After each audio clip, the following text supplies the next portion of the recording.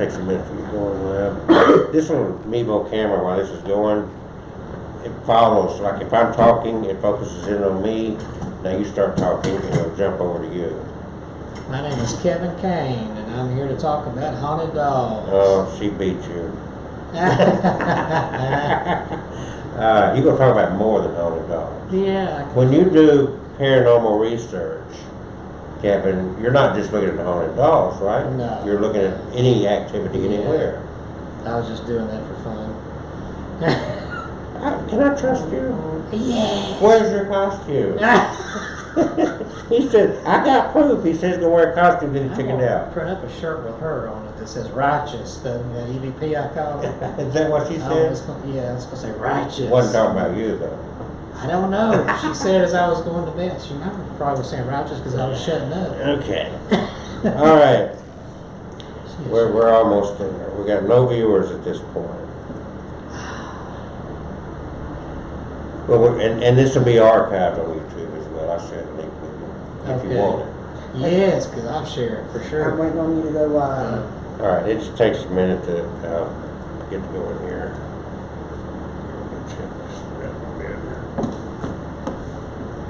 Is this my good side? I guess so. Yeah, I ain't got a good side. Everybody's messaging me, Who is this? wanting to know. Every time you move, it takes the camera away from him, you know it? Well, how about making the screen bigger? There we All right. go. I did it. Come on. Every time she talks. See, that's what's being broadcast right there. Oh, okay. Well, it's slow.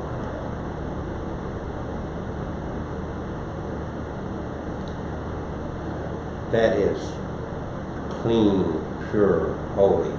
That's, you know, the word holy means clean. Yeah. Holy, holy, holy. You know that, Yeah, right? I know that. Yeah. And that is, you will not find any impurity in that at all. On that, I'll be back in touch. That's good. Most holy, holy water. Is it connecting? It says live in 7 minutes. It don't show anybody watching. Are you there? You have to keep refreshing your screen, but this is not working. Is that Bluetooth to that? No, it's Wi-Fi.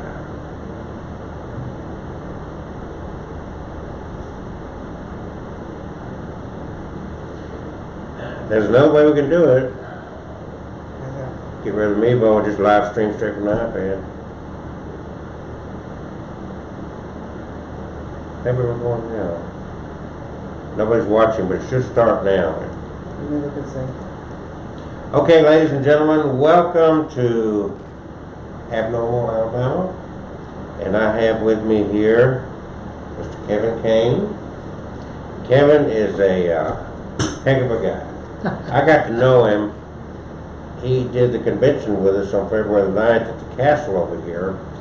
And I tell you what, this guy has the most infectious smile on his face all the time. And I really enjoy his company. So I hope I don't scare him away. No. Okay. I don't think so. Kevin is known for his haunted dolls. And which one do we have here? We have Patty. This is the first haunted doll that I ever owned. I've had her since May of 2013. Wow. And so, how do you know? What happens with these dolls? Because you've got quite a collection. We're working on a video that was done in your house the other night. And so, I understand you have a hard time just walking through your house because of so many dolls. Yeah, it's pretty packed in at least two of the rooms. It's standing room only, except for the bed and the bedroom. And there's not just dolls, there's also paintings, antique tools. We have toys, some old vintage toys, and also have a couple of pieces of jewelry that are said to be haunted. And but it's mainly dolls, and I lost count at 200. Oh my goodness. I've seen pictures. Okay, we got two people watching now. Welcome. We've gotten started here with Kevin Cain.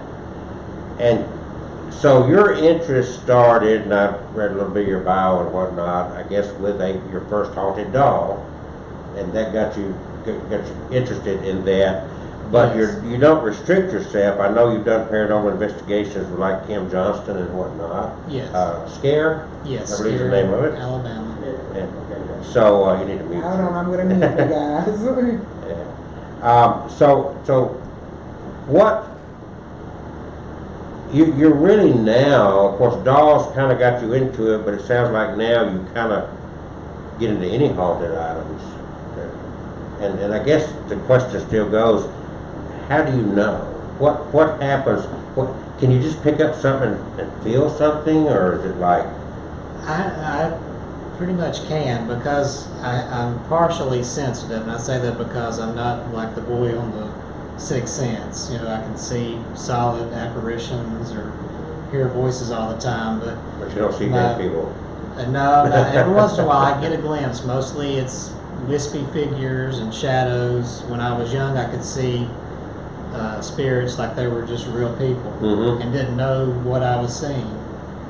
And that's really what got me interested in the paranormal to begin with, was my childhood, because I grew up in a haunted home in West Jefferson here in Alabama, and in a neighborhood that's built over old Cherokee ground. And we verified that because we could find old arrowheads and broken pottery that was really old, kind of sticking up out of the ground. And Oh my goodness. they apparently buried some dead out there, because I know the Cherokee did bury in the ground. And we found some shallow graves out there. One of the dogs dug up an old grave with these just barely some bones left. Mm-hmm. And I know the police came out to just to make sure, wasn't something wrong. But they verified, this looks like one of those ancient old graves. Indian burial. Not far from that, we had an old pioneer cemetery that's still in use today. It's a pretty big cemetery. It goes up a hill, and one part you have the old graves from the 1800s, and then Mhm. as you go on, it gets to more modern years, and they still bury people out there from the community. So you grew up in that environment. Yes. And went from there. And so some of these items you just kind of get I'm a child of the 60s, we used to say vibe. Yes, I can. I didn't know I had it until I started doing this. This particular doll, I'd already been a paranormal investigator for a while, since 2003.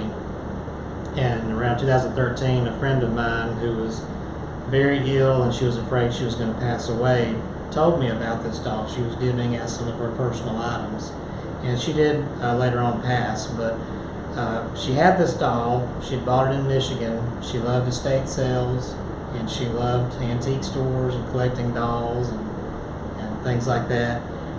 But when she bought this at the estate sale, the lady told her, there's a ghost story with this doll in our family. There's supposed to be a little girl that owned it named Patty, who was the daughter of a prostitute. And when she died, they say she started haunting her doll.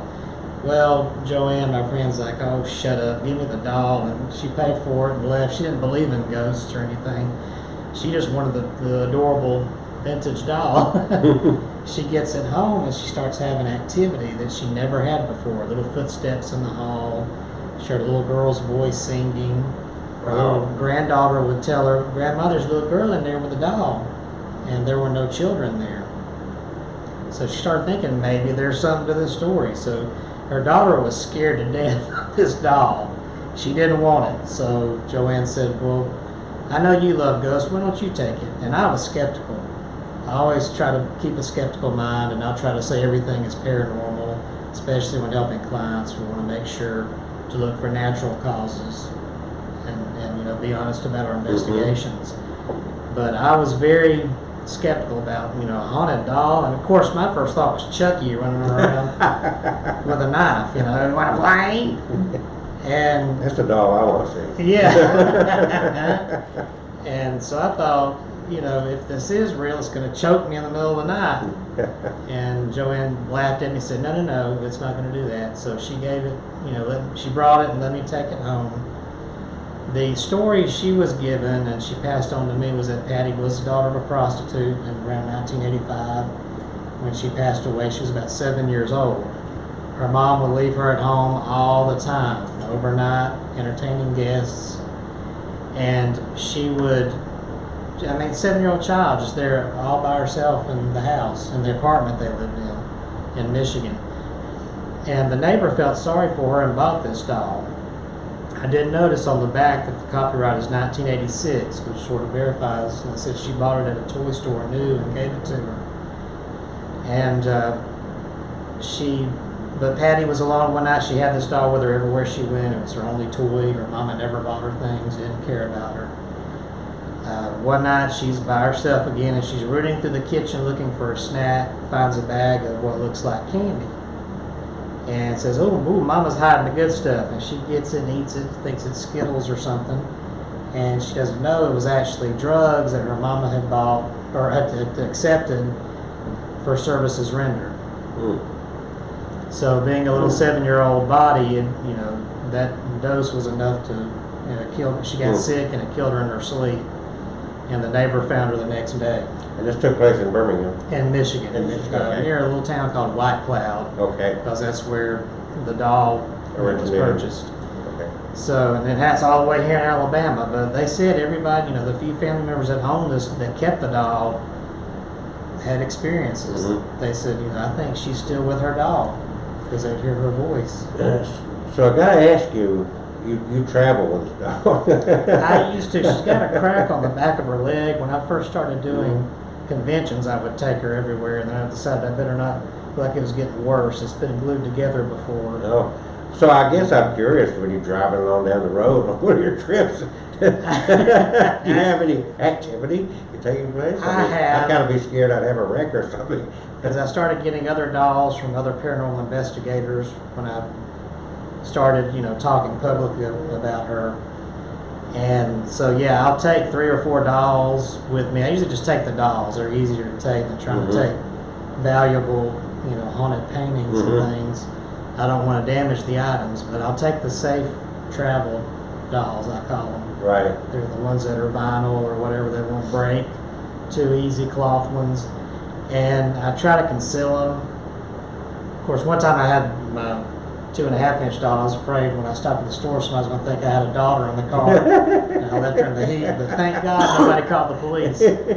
But I do feel like there's little eyes watching me when I'm driving. And I never know if it's because I know I've got dolls back there or are they watching. But I have noticed, I don't hear anything, but I have noticed when I look back there every once in a while, their little heads are sticking up out of the bags that they're strapped into, and they'll be turned in a different direction.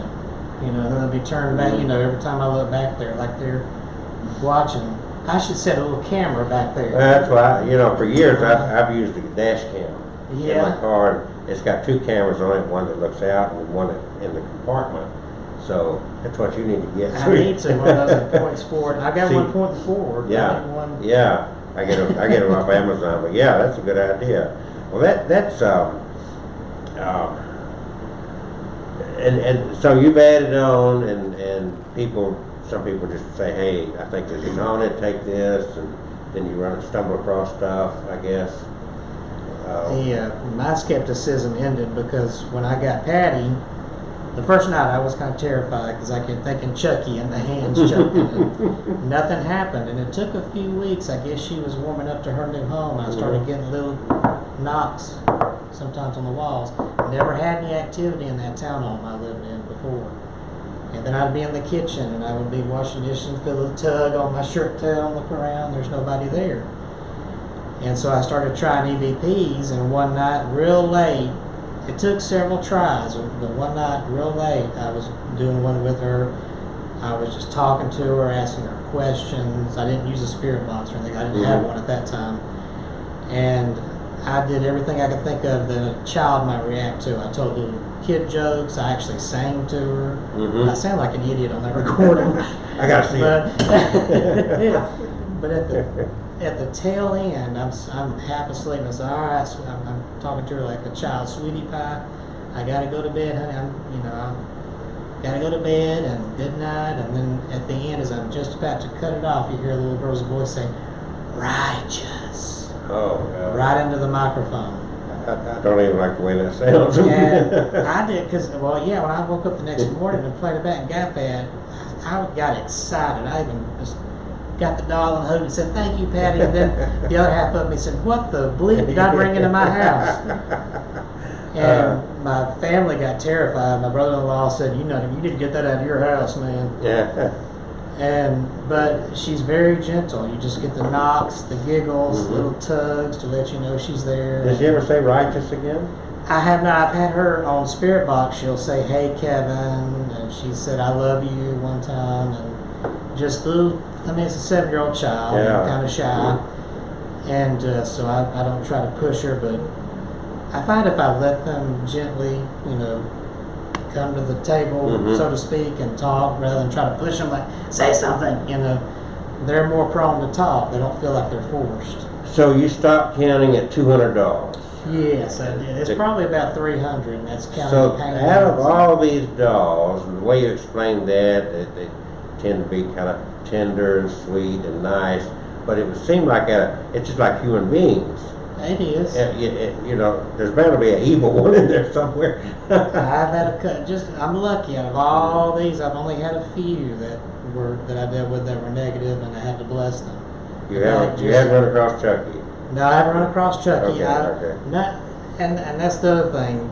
People think that if it's a haunted doll, I must get up and run around and walk, Yeah. and they don't. They might move a little. You might notice them change position, but they never change rooms on me or run through the house. What's that doll in Florida? Robert the doll. Robert. Have you seen Robert? I've seen him, on internet and Yeah. TV. I've never been there in person. Yeah. Not sure.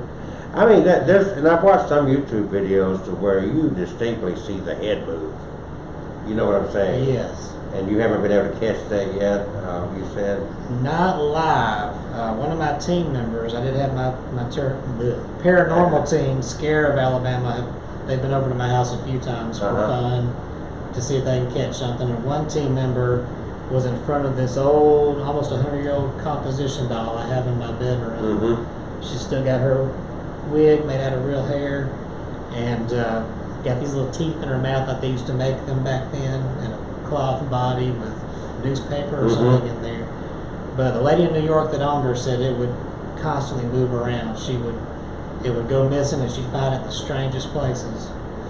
And so, she got tired of it and contacted me and through my Facebook and let me how about it. And she hasn't moved rooms on me. She stayed put, but she has done some EVPs with me. She said her name was Lisa and that she was from New York. She had the New York accent on the EVP. I'm from New York. And she's 7, so she fits in with the kids. And she was scared of where she was, but she seems happy with me.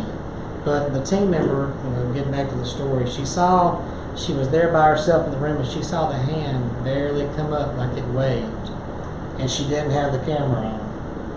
As soon as you turn that camera on, they're still. They're frigid. They They're know the always camera. They doing know that the to me. camera. So that's just really fascinating. And it doesn't bother you. You don't feel spooked or anything like that. It's just. No, clearly, if you collected that many, you've got to kind of enjoy the company, I guess. Yeah, now it just feels like family, but human spirit instead of solid bodies, human. They're just people, and they want respect like you and I want it, and I definitely give it to them. In fact, I get so paranoid about it, I'm worried I'm not dusting their items enough. And, I don't want them getting mad at me and pitching me. And, you don't want one of them turned into Chucky. Yeah. So then, I think you've answered my question that I was going for here. That I never asked anybody.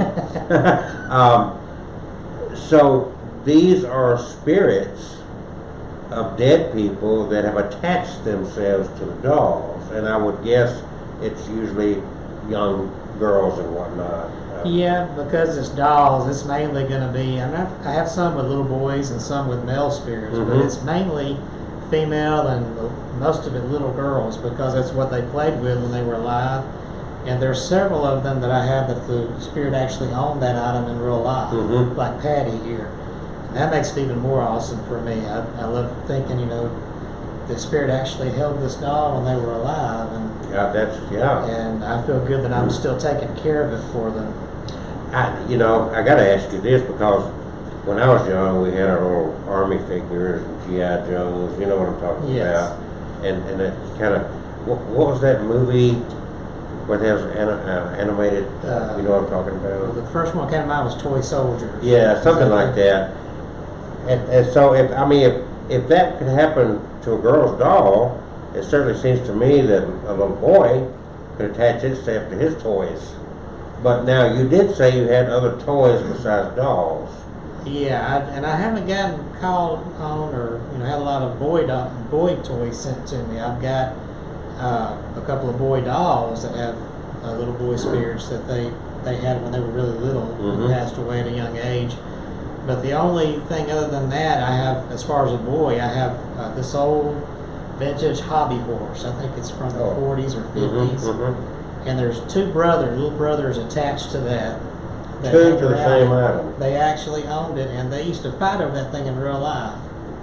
And I got this hobby horse from a former buddy of mine that used to do collecting before he went incognito. He used to collect and do paranormal investigations, and he got it from an investigation. And they said every time we come in the room, that hobby horse is thrown somewhere. Oh boy. And we think those boys are fighting over it still. And I have found it knocked about, but not too bad. They seem to calm down when they come in my house. Well, you've got a nature about you that is peaceful. Yeah. I guess that's one. You got this constant smile on your face. You don't seem to get overly excited. Probably unless you're at work. No, that's not at work. People at work would be like, "Are you crazy? He's an old loud man." So when you started this, can I call it a hobby? Is that safe to call it a hobby? Yeah, it's a hobby, a passion, but I take it seriously though as not just a pastime, but as a way of helping people. That if somebody has something haunted and it's scaring them to death, I'll be more than happy to take it if they want me to. So not so unlike what we do here. Yes. It's serving the community in different ways. Yeah. Yeah, I like to think of it as. And it was a little while after I started doing this. I'd always known about Ed and Lorraine Warren. You probably heard of them. Yes. They got the famous Annabelle doll. And I'd always heard about them, but hadn't really studied them much until I got into this. And they did the same thing. Of course, they were paranormal investigators through and through.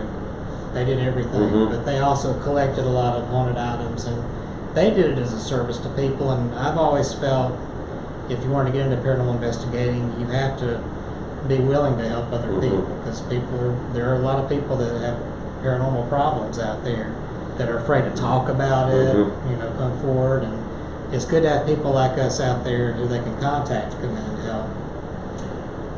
So, my goodness, and I want to kind of, first of all, for anybody that may pay attention to this is a Native American deal right here. They call it a friendship ring, and we've got candles lit in the middle of that, if you were wondering what that was. And of course, I consider us all friends here, so I hope you feel the same. Yeah,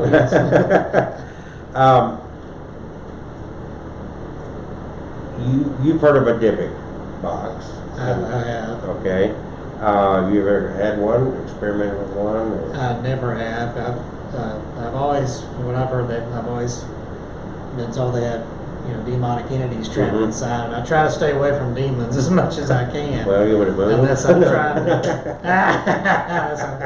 trying to help somebody that, I'm not going to turn somebody down that needs help with. I've got a few that had very negative attachments that I was able to bless. Do you, now we've got holy water here, which I think you used yours up and we're donating holy water. Some people, of course, use sage, which we also keep. Yeah, But the sage, we use sage a lot in our investigations. I like sage because it's got an odor to it. Oh yeah, it smells like cooking. It smells cooking. Yeah. tell me what you think. I'm going to tell you what I think, and then we'll just compare notes here. But Okay. when it comes to what we do, I say we, in your work and what I've done in my life, I've come at it from more of a clergy viewpoint than, you know, where you're at, I guess, because my father was clergy, and that's where I started out in life. But through my journey through life, what I feel I've discovered was that it doesn't matter what you're using here, because it's based, as we had a conversation earlier, on faith. Yes. And if your tradition that you follow, and most of our traditions come from our parents and so forth, if your tradition says this is what you put faith in, that's going to work for you.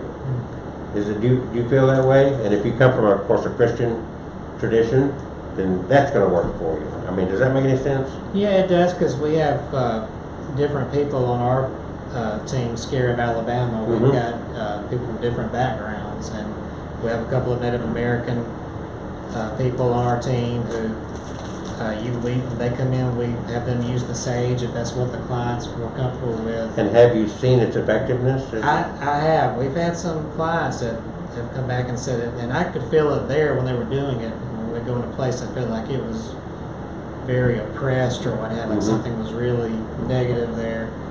They would go around and do their prayer and sage, and you would feel the calmness in there. And the clients would be satisfied when we checked on them later.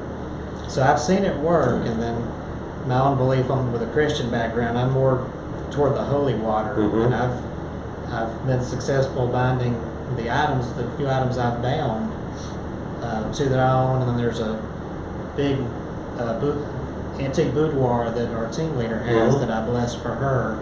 That had a lot of activity with it. And I didn't just put my faith in the water, coming from a Christian background, I put my faith in God to use it.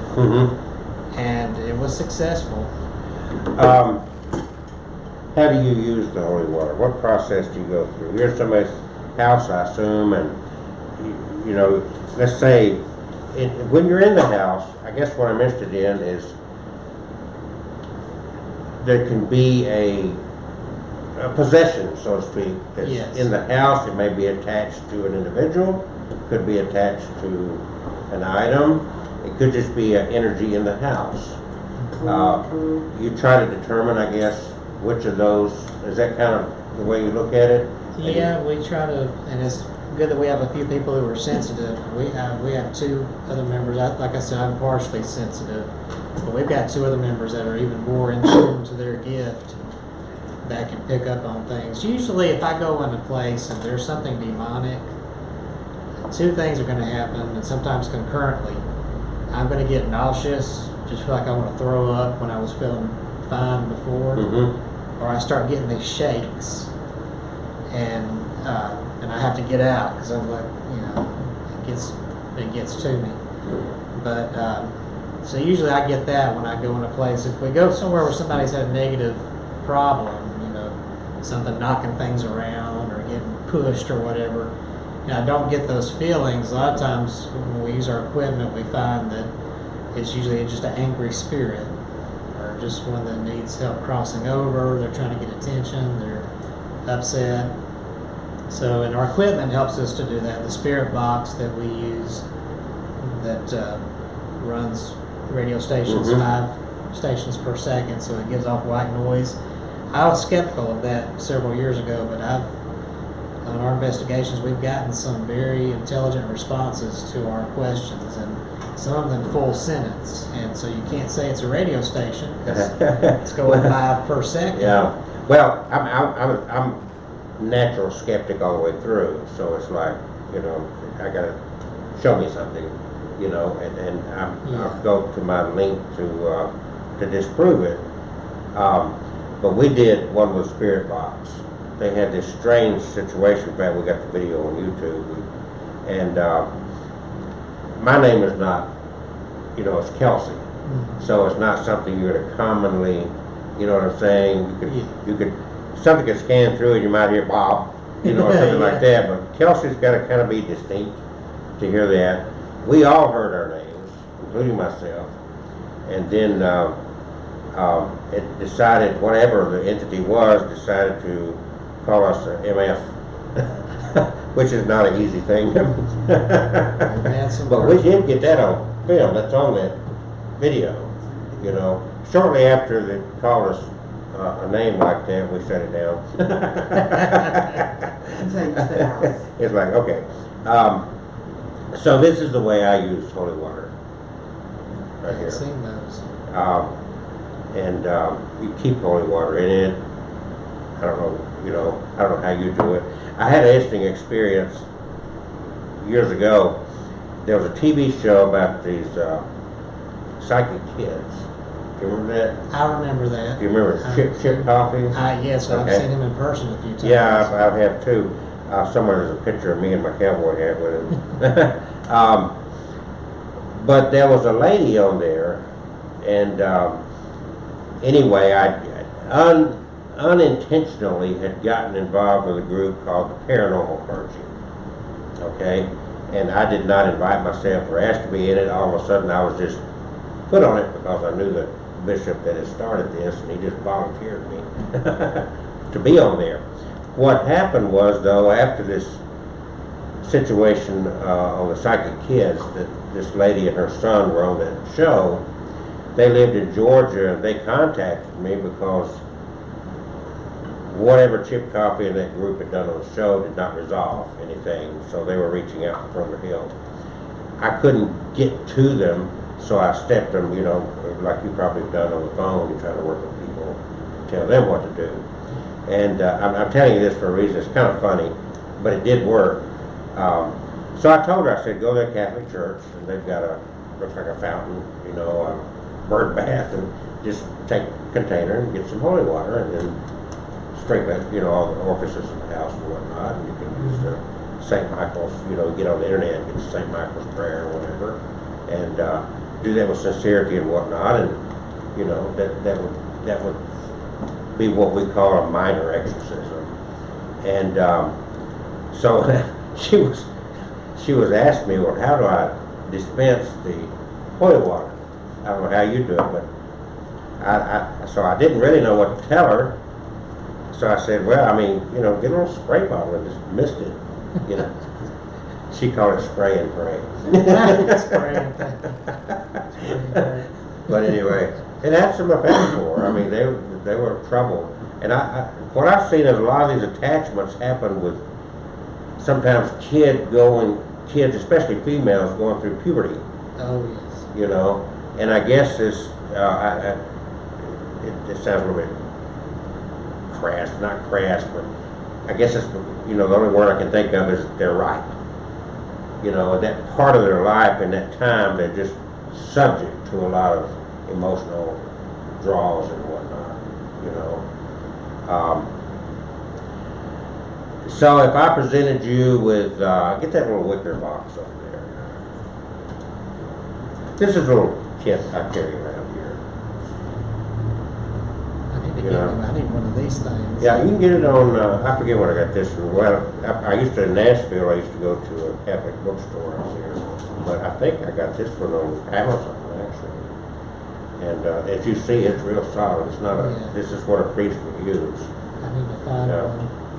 And it's like a salt and pepper shaker, Yeah. And it, as you see, I've got some water in there now. And you just loosen it, so it'll spray. And it's not offensive, so if you need to actually, do it on somebody, it's not going to be offensive to it, Yeah.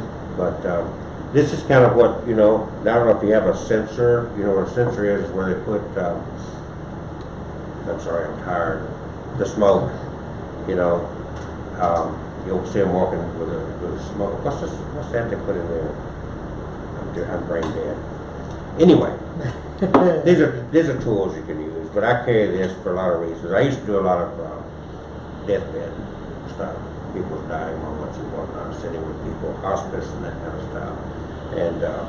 And like I said, to me, clearly, if you're Christian, this would be the tools of the trade, right? Yes. But then you could be Wiccan or some other, and in my world, I just don't think it offends God, because 90% of the time, where's our belief come from? It comes from when we were born and how we were raised, you know. So anyway. You want this one too? Yeah. So on this, if I were, oh, go ahead. You want to say something? I was going to say Native Americans use them, you know, Yeah. sage Yes. and things Yeah. like that a Yeah. lot. So Cedar is a very popular Yeah. Native American thing also. yes, So- sweetgrass things. Yes. So if I were to present to you a box that said this contains, I think this contains a demon, or at least some malevolent spirit, what would your steps be to determine how you feel about this? Would you be, first of all, if I said this was sealed in some way and I said, I know this contains something, I've actually seen the box jump around and it feels negative, would you attempt to open the box? What would you do? I wouldn't to start off, just as a precaution. What I would do is try to take an approach scientifically first. I would try to use the spirit box and see if I get some sort of response to see if there's something there. We've had some spirit box responses that were like growls and things like that could have been something That led you nasty. caution flag. And usually I can just kind of get a feel of it. If there's something demonic in there, I'm going to just, you know, trusting my sensibilities from the past, I'm going to have a reaction. I'm going to get ill or So get how do shakes. you feel about this box? I don't feel it from this. So you don't have any discomfort here No. with this at all? But I also always, you know, and of course we never go into investigations alone. I always bring one of our sensitive, just in case, You missed you something? know, I'm missing something. I like to bring, especially Kat. She can pick up on things really well. And Okay. is there a demon in there? I'm not gonna open it. I didn't get anything from that. I just felt like No, it actually, that's clean. Nothing in it but air. But I'm sorry. Go ahead. Some people have their own demons, and they like to create their own Yeah. boxes to put their own demons inside that box, something that bothers them. See, my study of demonology and everything that I went through in my education, you can actually create entities from scratch. You can give life. Like, you could take a totally inanimate object like this that's not possessed or nothing attached to it, and you can attach something to it. In other words, you've got, you know what I'm saying? Yeah. So you've got that ability. Fortunately, most people, in most cases, don't realize that. Unfortunately, some people do it without realizing that. Now, this box over there, if you can set that in front of him, do you mind, what's this dog's name? Patty. Patty, you might want to move her to the side just a little bit so we don't offend her. I don't want to block her view either. Yeah. So, have you heard of a psychomantium? I have heard the name. All right. Turn that to face him. First of all, let the camera see it. And this is, and I think we've done some video on this before. We're doing this is a portable psychomantium. I say portable, you throw it in the trunk of your car, if you're traveling, using a motel room, whatever. You'll see it's got a mirror. And inside there's candle holders that she set out there. And I'll explain this to you. Have you ever heard of Dr. Raymond Moody? I've heard that name before. Okay. We've got him lined up to do an all-day symposium coming up. He's the guy that coined the term near-death experience. Indeed, he wrote the book Life After Life. And he's aging, but he's agreed, believe it or not, the last time that he says he'll ever make a public appearance is going to be with us. Wow. So we've got that set up. I just hadn't got a date yet. I really want to do that one at the castle too.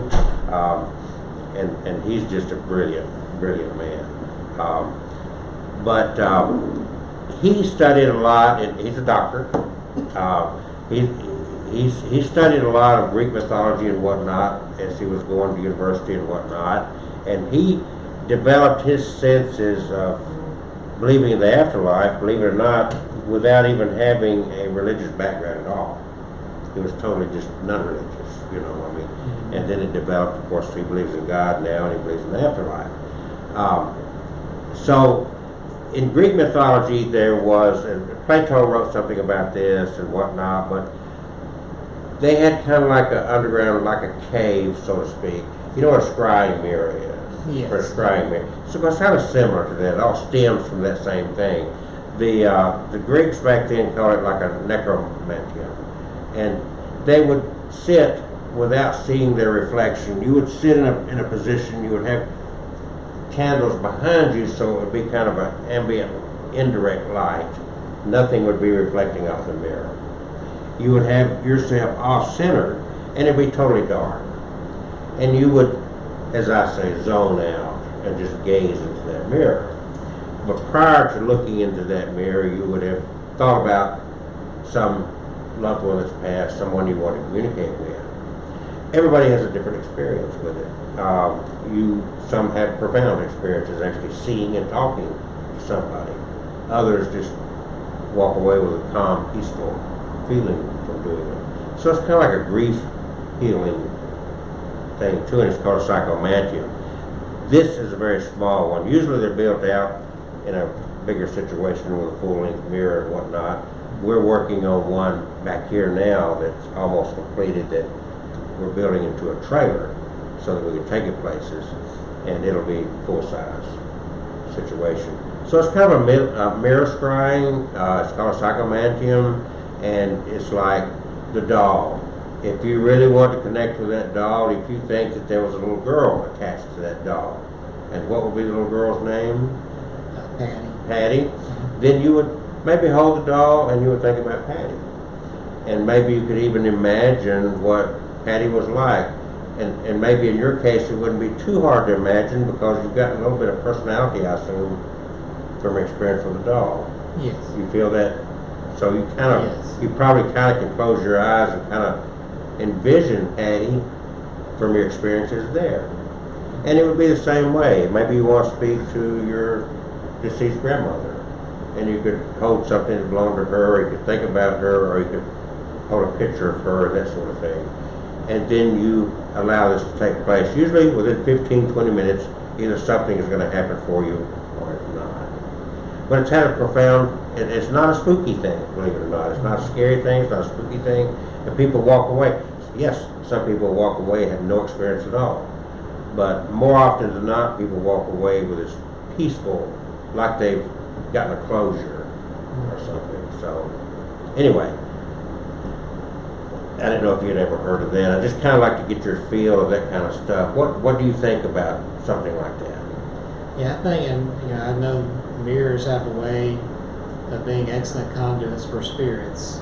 And I actually have a mirror in my home that had a couple of evil spirits trying to use it to come through that were attacking this family here locally.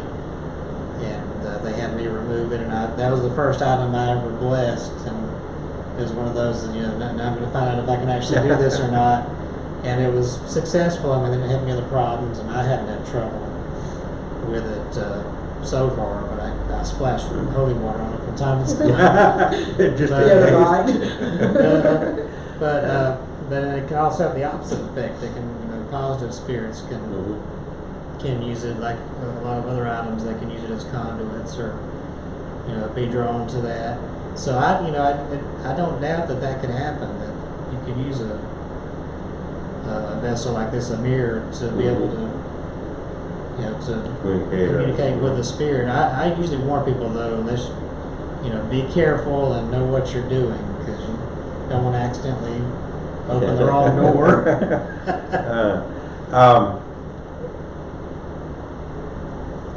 So and I've watched some of your videos on YouTube. It seems like, even though you've lost count how many dolls you have, they each have their own name. Do these names just come to you? How do these names, where do you derive these names from? There's some that just come to me when I'm, when I try to just sit with them, and I'll, sometimes use the spirit box and they'll tell me the spirit box. If not, I'll just try to sit there and kind of let myself relax and go loose and see if they can communicate to me telepathically. And sometimes I get it that way, and then I'll go back to verify. Sometimes I have a pendulum. I feel a little safer with that, and just ask it to push it yes or no. Is such and such your name? I'll just sit there, or they have holders you can get so you're not touching it, and ask it, and they'll give me a positive response to back up what they've given me. Sometimes later in spirit boxes, they'll warm up to me and say their name or acknowledge that is me. And but most of them, it seems like when they've come, the people who've had them, it's thought as paranormal investigators and sensitives, already have the name and the story. And so I'll just print off what they have. I've got so many, I've got a binder I pointed out to them the other day at my house, and each page has it's like a profile. It's got their picture with their name up top and their story. He's got them in prison. That's just. Yeah, prisoner number 2568. No, I always tell them when they come, this is your new home, and I'm Kevin. I'll introduce my cat Natty, and I'll say, this is your new home. Feel free to, my home is your home. Feel free to relax and just be yourself. I'm not gonna make you do stupid tricks. Oh, come on. And well, it makes them more relaxed when I tell them. And if you want to make yourself known, I'd love to hear from you. But I just ask that I'll respect you, and you just respect me and behave, and don't terrify me. And So, have you ever felt the inclination or urge to, let's say that there's somebody that brings a little girl around, and do you ever feel like you should give one of these dolls to somebody that there's some attachment, like a little girl? I've never felt like that.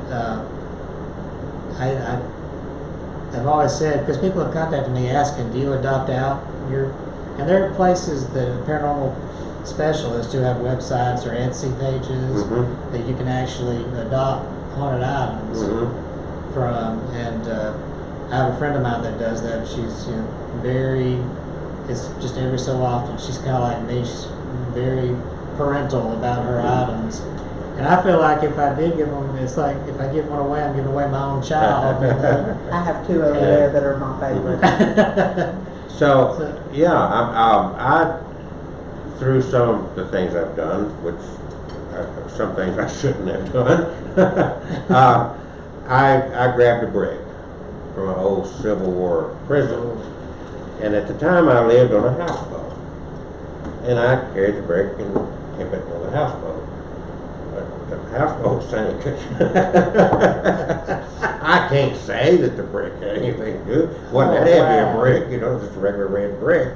But it kind of makes you wonder that be careful, like you said, of what you bring in your house. Was that shortly after, or was it? Wasn't long after, yeah.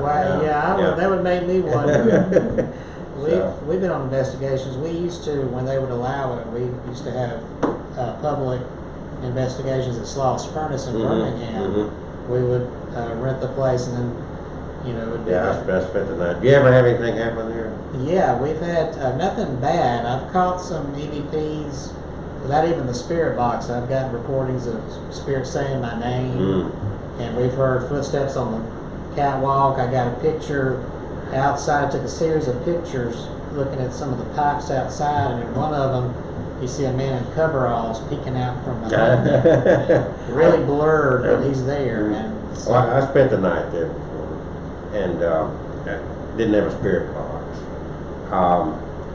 And I'm not gonna lie to you that there was a couple of spooky things, but I found like a homeless drunk. homeless drunk. So I wasn't sure whether the strange happening happened from that person or not, but they've changed out there a lot. I don't know what the lady that used to work out there used to be a nice sweet lady, but they've kind of run it like a real strict. Yeah, now they tell us it's because of insurance purposes. We can't let people in at night time. Yeah. But I was going to say, on one of those investigations, we had a lot of, in fact, it was that same one I got the picture of the apparition. One of the guys, we were down in that underground tunnel where it's all wet, dank, and we were getting voices on the spirit box. Somewhere down the tunnel, you could hear somebody throwing a rock or something, like they were throwing toward us. And one of the ladies, when they were coming up, she had a rock she had picked up down there. I just got this sudden hers, like warning, danger, Will Robinson. I said, if I were you, I know it's just a rock, but I would not take that with you. And Kat, the sensitive on our team I mentioned earlier, she said the same thing. Don't take anything from this because you might take something home with you. So she dropped the rock real quick, and it might not have happened, but I felt better warning her. You take something from a haunted location. I've got one of my items was removed from a haunted location, and sure enough, it was from an old children's home, and it's a dirty old doll they found there. It got cleaned up, and she looks better now. But and you saw her the other day at my house. She's always kind of hiding her face behind the doll. It's sitting in front of her like she's shy. Yeah. But it's a little girl from that. It's an old orphanage they investigated in New York, and one of the people removed the old doll from it and had paranormal activity not long after. Oh boy. And so we always warn people, unless you want a haunting, don't take anything. There's another guy, an older guy, I think his last name begins with a Z, and he collects haunted. You know what I'm talking about? John Zappis. That's how I learned. I haven't gotten to meet him or really have a conversation with him, but I did when I was trying to find out how to bless items. I found his instructions about the wearing the He's blessed got a crucifix. heck of a collection of stuff. Yeah, he does. Yeah. So I thought, what better person to find out from, and I've been successful a few times. I've never heard of him having any negative things happen around his collection. Have you? No, I have not. He used to do a TV show for a few years, and I never heard him talk about anything bad. Of course, he's the nephew of Ed and Lorraine Warren. Okay, I didn't know that. And yeah, that's where he learned how to do what he does. But of course, they've got 2 or 3 with negative items, but I don't think I've heard him say anything about it unless he's just hush hush about his being negative. Well, there's so many things, and this, of course, we had the convention just a little over a week ago now, and I'd hoped, but with 8 speakers, it was a long day, and there were so many people that called me. They were buying tickets. They wanted to ask you guys questions, and they wanted to share their stories with you and so forth. So that's kind of why I started this. I'm kind of looking at Tuesday night's going to be a good night for everybody, and kind of have a little panel like I talked about. Yes. And kind of like what you and I do, start out that way, and then the chat room, people can ask questions and so forth. Of course, we moderate it, because when you open up like that, you can get some idiots. There's going to be skeptics and trolls. So, and that's fine. I don't bother me to have a skeptic, but I'm a skeptic myself. But not to the degree where I'm going to sit there and I'm going to badger you and. The bad skeptics. I meant to say. There's good ones. It's good to. Well, Frank's kind of a skeptic. It's always good to have one with us. If you noticed the other night, I looked around. I was constantly looking. Okay, well, what caused that? I'm always looking because I want to know. Can I rule it out? Yes. Yeah. So I don't. What do you mean? I can sort of prove that was not something in the environment that was causing the action. Yeah, that's good to incorporate that in investigation. So if you're, we've met some other teams. I won't say names or anything. We've met a few other teams that. Like there was one I've met before where there was a person on that team that no matter where she went, there was a demon. She's wrestled so many demons that she can't count them all. But not everything. There's people that want to say everything's paranormal, and if you go into a home where it was actually something natural and you scare the death out of the owner saying, it's a ghost, get out, and you don't have anything to back it up, that's just wrong. Well, it's wrong. You're playing with people's fears and emotions, and that can do long-term damage to somebody. I think that when I look at this, I look at where they're to heal, to make things better, and I think that if I can find a reason for something to be happening and it's a natural occurrence, that I think that's a good thing, not a bad thing. But I think some people get into this. My experience has been that you don't run across that much truly haunted supernatural stuff. Most of it is explainable. It's a small percentage. And in my case, the most phenomenal things that's happened to me was when I wasn't even thinking about anything happening. I wasn't out on it, trying to investigate something. We were at a local restaurant up the road, and we were doing an investigation. And I was like, okay, I'm seeing it in my camera. I know it's filming in the camera. Please walk around here, it's a man, and it looked like a shadow. I said, I don't see it on the wall. Can y'all walk around, see if there's a light? Constantly trying to, okay, why is this happening? And never could figure it out. It was an actual man. The light at your house the other day, I was constantly looking, well, what could have caused that? That orb The that I orb. saw in that film. Let's see. That orb, and it was Where like, did you load that? it's on Facebook. Oh, is it out there? Yeah, just the little She had clip just from the done orb. it. She wanted me to look at it. He does the editing video. No, I'm not She don't like editing videos. Yeah, I want to go ahead and look at this. But I mean, I've it's got just a a short hard little drive. It's clip. got all your stuff on it. It's just a short little clip, and I was like, I didn't have the video camera on the first time I saw it, but I had my camera on my phone on, and I was like, Kevin, do you see that? And you were like, there's nothing there, Kevin. You're crazy. But then When I look, because where I was, it was a small screen. I saw it finally. When I watched that, it is very clear. and Coming it down had like, happened several times, but I did not have a video camera on. I was trying to, when you're excited like that, it's very difficult to get your phone. And they wonder why to all the a pictures camera. of Bigfoot come out blurry. And when I finally got it on, I caught one of like probably 6 or 7 of those.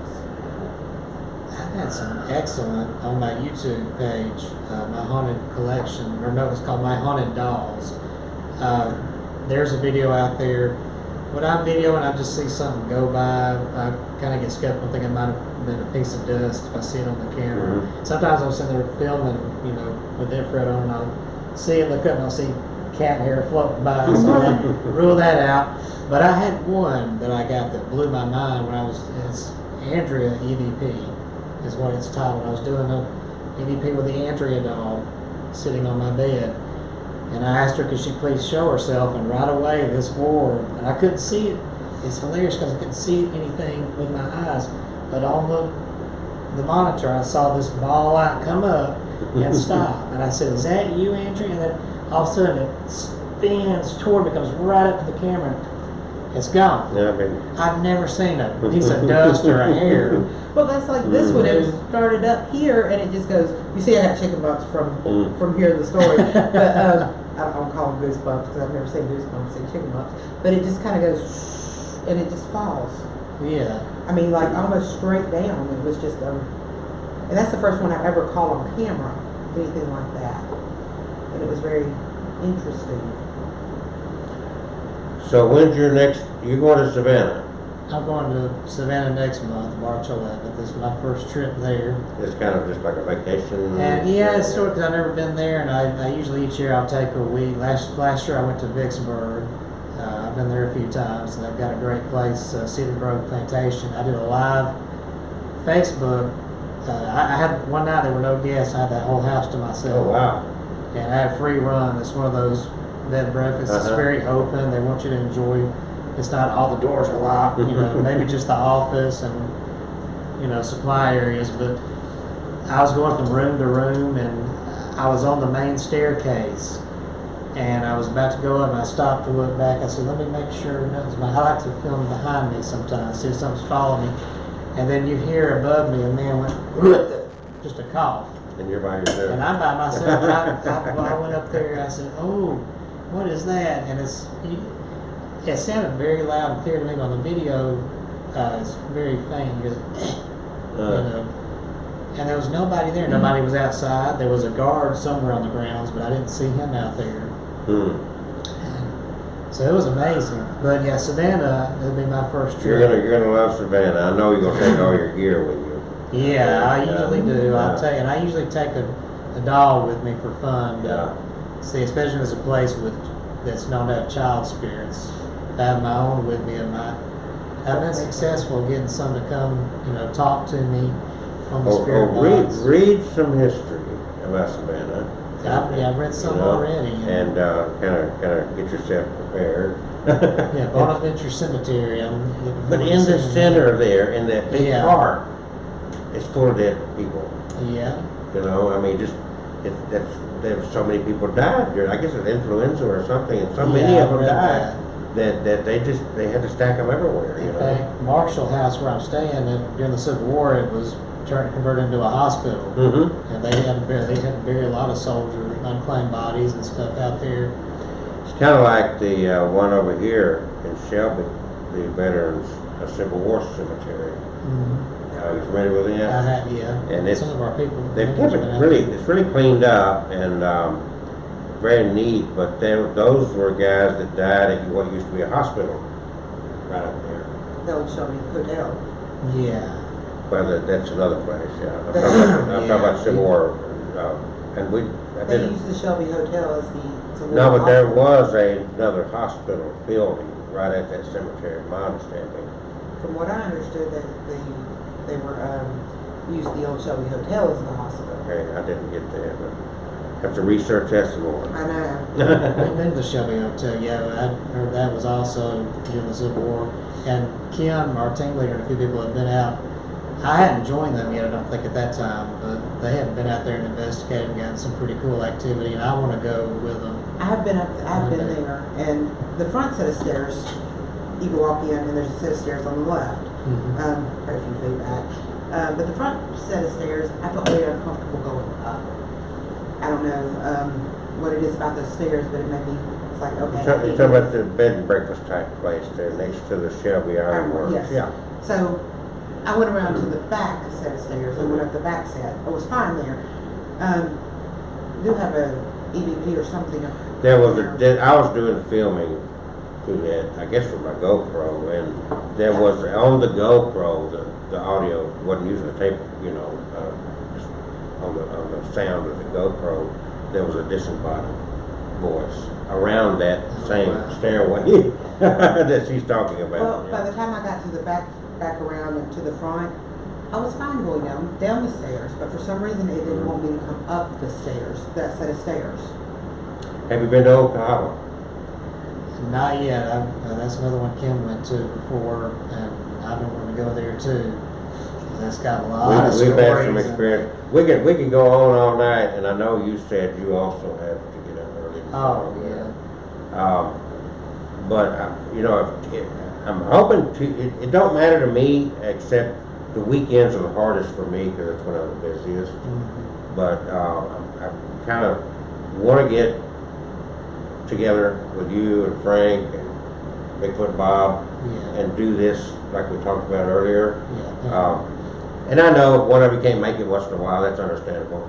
Things happen, you know. But if we get a routine going, that way, you know, people follow us and we can kind of keep this up, share stories, and of course we like to do investigations. I've got a briefcase full of our tools too, and go look on. I'll let you on the podium out there. My other phone and that little thermal imaging device that I bought. I want to show you a nifty little thing. You know these FLIR thermal imaging cameras? You know they can be very expensive, right? Yeah. I want to show you what I found. Okay. Because I'm poor. Yeah, I started out. You wouldn't know anything about that. Well, no, when I started out, I was a poor man investigating it. I called it ghost hunting on a budget. I had just a tape recorder and a video camera, digital camera to take pictures, and that was it. Now, over the years, I've collected other tools. And we don't, we're been lessons. We do it. I do a lot of videos. A lot of it's history, like I was telling you about William Rufus DeVane King. So we do a lot of Alabama historical stuff, which that kind of ties in with ghost hunting. You do a lot of history with that. Yeah. But I've always been right on the edge of the paranormal research. You know, just not as heavy as you guys have been. So I've never afforded myself a lot of very expensive equipment. I like the idea of these thermal imaging cameras. They pick up the heat and you can see forms. And so I found this. And it is truly amazing and affordable and works like a charm. It works with an app on your smartphone, and we'll just. I think I had heard about that. Yeah, it's called Seek, and Seek. And you know what? My battery went dead. Oh no! I charged my phone and I didn't get it charged enough. But it's got an app with it, and she's disappeared.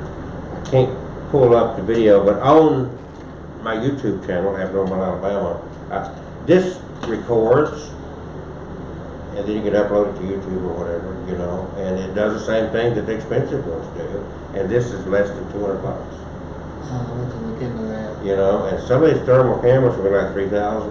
You know what I'm saying? It's like, it's a lot of money to me. Yeah, it is. Yeah, I would have to do nothing but paranormal investigations to make that worthwhile. But some of these guys get into it. Some of these Bigfoot hunters. What do you think of Bigfoot? Yeah, I used to have I've always been interested in a lot of paranormal. When I was growing up, not only ghosts, but I used to love hearing about Bigfoot and UFOs and the Bermuda Triangle, different things like that. And Bigfoot is always a curiosity, because I know a lot of people will say, well, if there's Bigfoot, why can't they find any bodies, you know? And I don't know why, but that's the one when people are skeptical about it, I say, well, what's wrong with thinking there's some sort of animal or creature out there we haven't discovered really yet? I mean, there's all kinds of things in the ocean we haven't seen yet. Well, I think the problem we have, honestly, is that we think that we're the smartest species. Yeah, you know what I'm saying? And science. that is, I think, our problem. And I always say, if we're that smart, why are we the only species that pays to live here? Yeah. But and the same with, you know, why think we're the only planet with life on it? Maybe there's another planet that has some other form of life, probably not human. But we don't have a clue what's out there. Yeah, we don't. And but I don't know if I was an alien, this would be a sitcom. They're just sitting out there. This is our Saturday Night Live program. I've had people say lately, when we see somebody that they were watching one of those videos on YouTube, public freakouts, where people have caught video of people just going berserk, and somebody made a comment, this is why aliens do not land here. They do a flyby. A flyby, yeah. Oh, that's Earth, let's keep going. Here's Neptune over there. Well, there's a lot of, it's easy. I think we make a lot of mistakes in our investigations, not to pick on you or anybody else. I think it's just human nature that we make a lot of assumptions. Yeah. And we can believe all, we can say, oh yes, I believe in ghosts. And I don't know, I think sometimes we misidentified things. We do. And it's easy, it's just natural. It's like, oh, I miss grandma. So if something happens, I'm going to just naturally assume it was grandma. Yeah. And you're a Christian, and I keep reminding people the Bible says that Satan keeps presenting himself as the angel of light. Yeah, you know. That's another reason I'm very careful. Yeah. So I always pray over my house every night, you know. Yeah, I mean that's it. I mean you just don't. In my world, don't be quick to make an assumption of what you think. But you watch some of these TV shows, and it's like. Oh yeah, and then I used to tell people, I've been the conventions I've been to, the paranormal conventions. There are all kinds of people that love ghost adventures and St. Megan's, and I would kid and say, don't whatever Zach does, don't do it, because he's a lot milder now. But he used to go in and antagonize. Oh, yeah. And we tell people, think of it as like your grandma standing there. Show respect. And they'll respect you back. They don't want somebody screaming at them. Yeah. But the whole thing is, when you got a reality TV show and they're paying you a few $1,000s per episode, you know, you gotta have some excitement. Yeah. You gotta liven it up. It's not like you privately going and doing an investigation. Yeah. Like I said, majority of the things that I've done are not that phenomenal. It's a lot of boring time, you know, and hoping to get one little something out of it. And then a lot of it is like, oh yeah, you got a pipe loose up here, you know, or something like that. But, something else I wanted to ask you, and I'm brain dead here. Well, that made me think just now. I remember I mentioned the Warrens earlier. People would call them kooks and stuff back in the day, but I remember hearing them say before 99% of the time they could find a natural cause for Mhm. things that people were calling them about. So even they were skeptical Yeah. about things. Yeah. What, and, see, I just about lost it again. I'm tired. Something right on the tip of my tongue. Yeah. You gonna say something? No, you're not either. We're both going But so this is really good. I mean, really good. I took a risk in I read reviews, and anytime I buy anything, I always, go through all the reviews and watch YouTube videos on it and whatnot. For the money, this is awesome. I mean, it's just if you don't have one of these, it's less than $200, and works with the app on your smartphone. It works with iPhone or Samsung. not Android. Android. So it's on It's your that phone. tired I am. You can get audio too then. Yes, it does. As well. It does audio. It records it. Like I said, what I do is record it straight to my hard drive on my phone, then upload it to YouTube. Yeah. And then if I want to do any editing, I can download it from YouTube and edit it from there. It is slick, and I mean, really, you just like there's the different colors of the different heat elements and whatnot. And The funny thing was, we were at a cemetery one day, and you ever been to Fraternal Cemetery? I don't think so. Oh. No. when Elizabeth we just got in the camera, and Elizabeth was holding it. And she was, scanning the tombstones and all this stuff, and there was a couple of little ones, and they were red.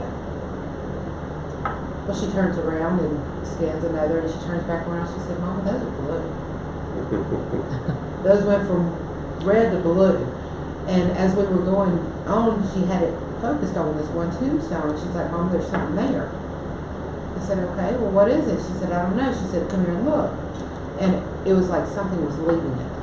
And it was like... And it kind of formed a cross. And it formed a cross as it went up. Oh, that's awesome. And it was a very awesome Yeah. video. Yeah, I've got all that on the YouTube. Yeah, but if you want a spooky cemetery, That is very spooky. this you may not find Beautiful. anything there, but you can make something up. I mean, it was... It's called Fraternal Cemetery. It's kind of north to northwest, just a little bit, not far off of 65, Pratt City? Birmingham. I think Yeah, Pratt City. Yeah. City. not It's, far. well, We didn't have any problems. You kind of go through what looks to be a little bit rough neighborhood. Nobody bothered us. We pulled in there, and I saw a car way back in the cemetery. Real big cemetery, not a small one. And I thought, okay, we gotta watch. And it ended up being a cop back there who was taking a break. he says, I never have anybody in the cemetery. So he was cool. He didn't even ask us what we were doing. It's like, I think he felt like he got busted taking a nap back there. Nice guy. But I mean, nobody bothered us. We went all over the place, and that cemetery went on forever. Got tired of walking and ended up driving part of it. But if you talk about the spook effect, but that's where this thermal camera got that image she's talking about, and literally, the one that stood out to me was there's this tombstone, like the old ones that had style, right? Mm-hmm. And it turned red, and then it was like just shot straight up and kind of formed a cross, and then just kind of dissipated up in the air. Wow. Very, You know. very interesting. That's a good catch. And the only noise we heard was going. And I like taking Elizabeth with me because she is younger Mhm. and she's a lot more I'm sensitive, but she's a lot more sensitive than I am. Yeah, I can make her cry easy. Because she's still young enough, and I didn't squash it as she was growing up either. So I'm lucky that she can still. I want to tell you a parting story. Okay. to wrap this up. This is not really a ghost story, but it will send chills down your spine. I don't think I've told you this. Did I tell you about my Walmart experience? So I spent a big part of my career up in Nashville in a home office. I had a 2-story house, my office upstairs. And about 10-15 minutes from my house was a super Walmart on Charlotte Avenue. I lived in west part of Davidson County up there. Around lunchtime, bright sunshiny day, I needed to go pick up some ink for my printer or something, I don't remember. Went to Walmart, got what I wanted, come out of the Walmart, and there was a woman walking up from the parking lot to go in toward the Walmart. Years and years and years earlier, I had a relationship with this lady named Cain. She has some very distinctive features about her, and that's who I saw, was Pam. I had not thought about her or seen her in years. Further stayed from my mind. She had moved on, I had moved on, she went out of state, got married, I had married somebody, and life went on, right? Mm-hmm. And, but that was Pam. I tried to get her attention, could not get her attention. She disappeared into the store. We all have a doppelganger, right? Yeah. So I just, I blew it off and got in my car and drove home. And didn't even think about it anymore. I just thought, that just looked extremely like this woman. And, just let it go. After I got back home my office, and I'd had the same office number, 832-0808. 615-832-0808 was my office number for years and years and years and years. So I was easy to find. And this was back before Facebook. This was back when it was a little bit more difficult to locate somebody on the internet. Anyway, a few minutes after getting back to my desk at home, my phone rings and I answer it, and the voice on the other line, when I answered it, said, "Kelsey, this is Pam." I said, "I thought I saw you today." She said, "What were you doing at the courthouse in Charlotte, North Carolina?"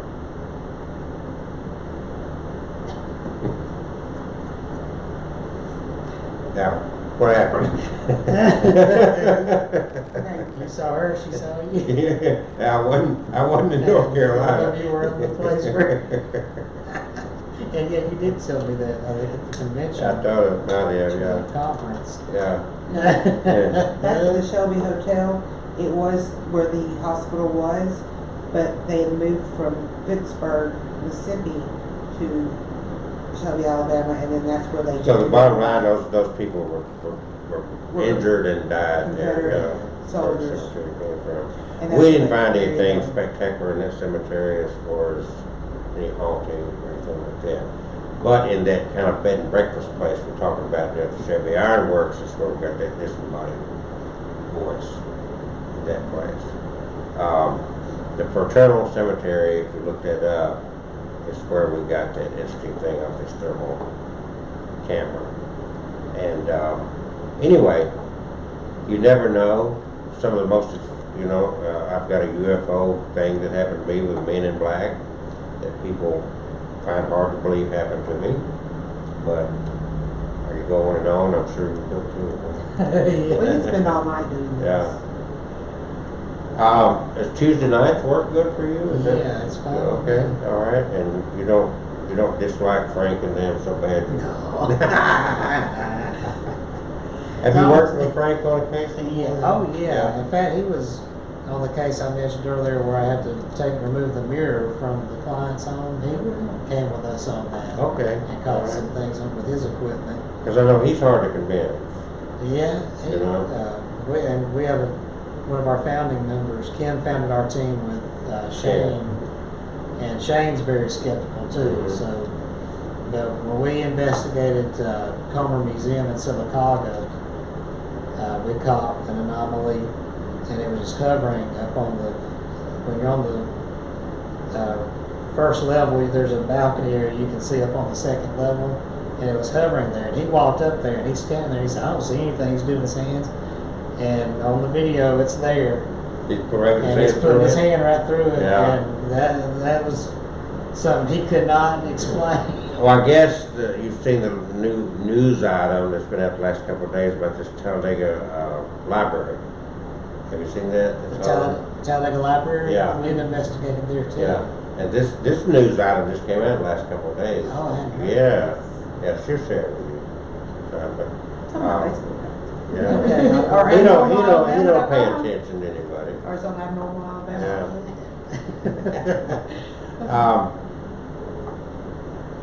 So what would be your cool, neat place to go investigate? If you had your dream come true of investigations, where would you head? Somebody asked me the other day, and there is one, I would say the Stanley Hotel. Oh, yeah. I would love I've never been to Colorado. I've been to California and done the Queen Mary. You just like The Shining. And, but yeah, because Stephen King wrote it, but also, there's been, a lot of activity Yeah. there. When I used to watch Ghost Hunters, I loved them on Sci-Fi. They had an episode out there, and they caught some really neat things. Did you say you've been to Queen Mary? I have. Yeah, I have too. Back Yeah. in 2006. And the Spruce Goose before they moved there. I hadn't been there. Yeah. Spruce Goose. That was Howard Hughes' big wooden airplane. Oh, Yeah. okay. I Yeah. didn't see that. But Passaquan, you ever been to Passaquan?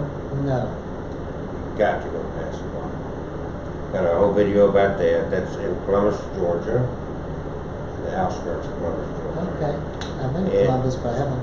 This done is out. This investigation. is out in the middle of nowhere. It's not Oh, in. gosh. It's owned by the Columbus College there, but a guy he committed suicide in the '80s, I think it was. But he built this place that's all art.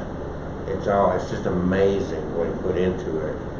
And anyway, it's said to be haunted. He started his own religion. Very colorful character. I did a whole video about that. I can share that with you too. I'm just thinking of some places that just a day, you get a day trip that you can enjoy. Yeah. Passaquan is only open to the public like Friday, Saturday, and Sunday. And it's free. They ask for a donation. They've got a donation box just like I do. No. But they do. They say suggested donations of 10, 20 bucks or whatever, but they don't force anything. Very, very colorful, literally colorful place, and you'd enjoy that too. Yeah. There's another one locally, a couple places I haven't been to that I really want to investigate if they would allow us. One is University of Montevallo. That was one of my favorite stories, was the Conde Cunningham ghost. And the other is that mill in Pratt City. There's a Prattville, where down near Montgomery, there's that old, I think it was a cotton mill, textile mill that used to be there, and it's still there. And I know Catherine Tucker Wyndham wrote about it in her 13 Southern Ghost book. Okay. And one of the paranormal groups on TV actually was there. I think it was a Southern Ghost group that was on TV for a little while. There's a spirit of the lady in black who was the mother of a child that died in the elevator shaft there. He fell in. Back when they used to, when it was open, they would have kids working there, late 1800s and early 1900s. And he fell in the shaft and died. And I think she died shortly after from a broken heart. But they've seen her in her mourning gown, just gliding through the old workrooms there. And there's other spirits they've seen there, and I haven't been there yet. I'd like to see that place. That's a close place. Yeah. I've heard all there. I think it's Prattville, right there. Prattville, yeah, right north of Montgomery. Yeah. In Prattville, there's also the bamboo forest. You heard that? I've heard of it. I Yeah. haven't. And a place that we just did a few weeks ago was the Cross Garden. Have you heard of that one?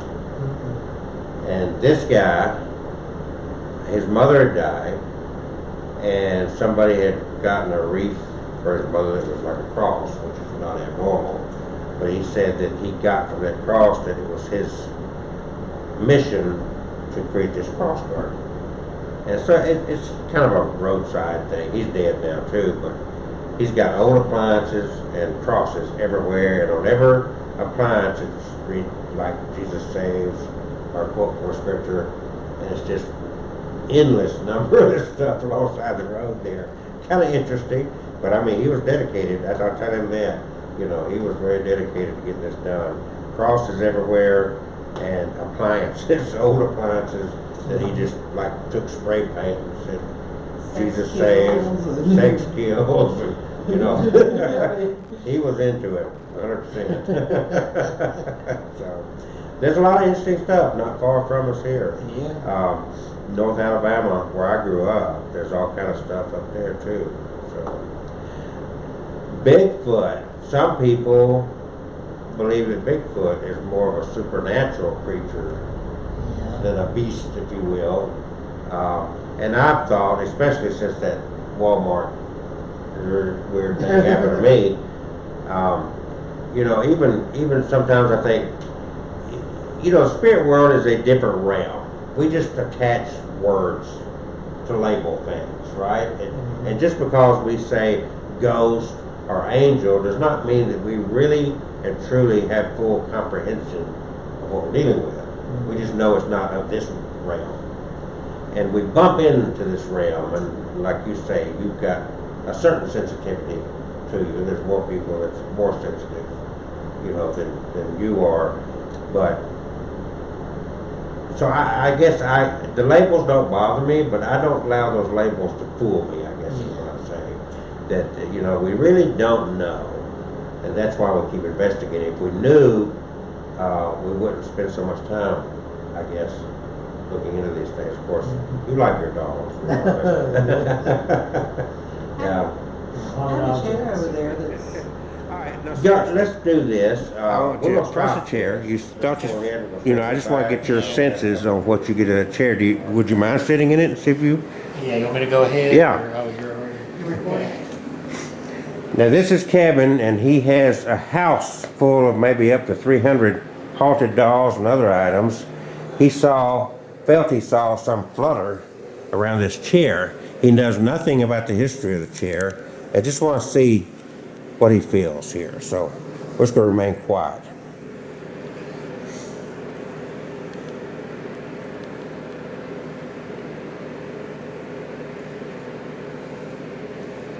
I'd already kind of sensed a female presence. Kind of like an older female. And then for some reason Maria came to mind. I'm not sure if that has anything to do with it or. And something before I even got up, something said Agatha Christie, and I'm not sure why that. Like somebody may have sat here once and read Agatha Christie. But, yeah, when I was sitting over there, I was just looking at it, I saw something flutter. I thought maybe it was a bug jumping around. It feels good. I don't feel anything bad, or it's almost like a welcoming, like I didn't feel like I'm not supposed to sit here. Feel like, hey, have a seat. So what do you get? Again, I thought somebody really enjoyed this chair a long time. And for an older chair, Get me right. He's between 5 and 6. 5 and 6, yeah. Kind of made me think of myself when I probably something I thought when I was about 5. And then just one day I started doing it. And stopped doing it. But that's a nice little boy.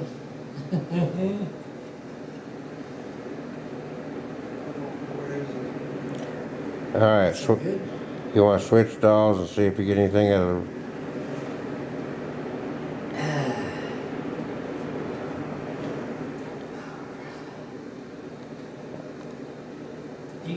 You say you got Emma? What's the name you got? It was the name I got on the chair. That was popping in my head. It's what? That was popping in my head. I heard it sounded like a kid's voice saying Emma. But,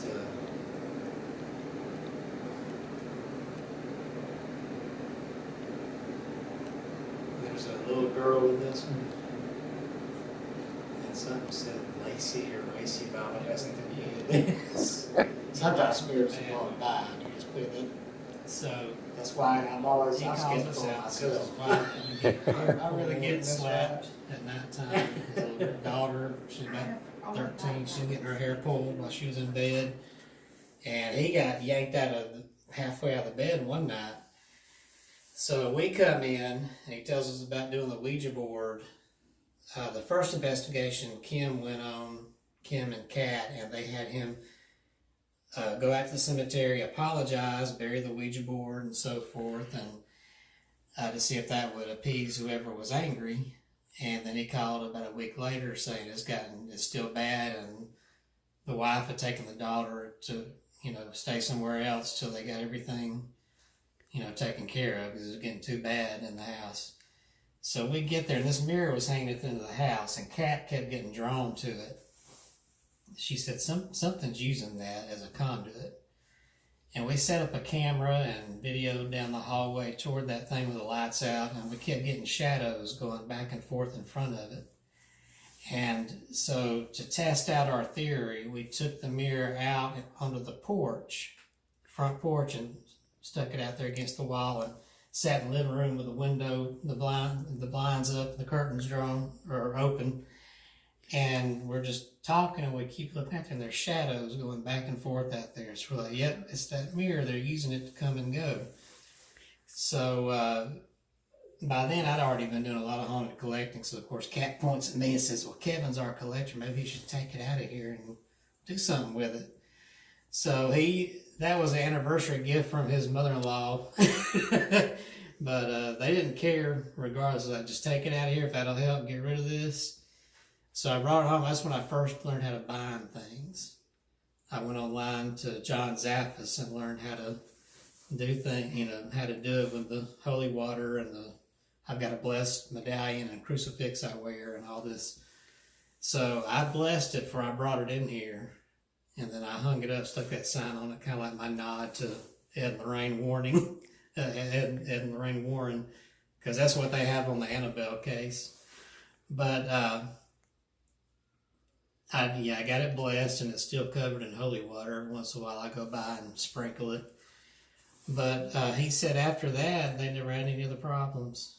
Really? Yeah. He was trying to come apart. This is the second time in the last week. All the kids. You're feeling somebody behind you?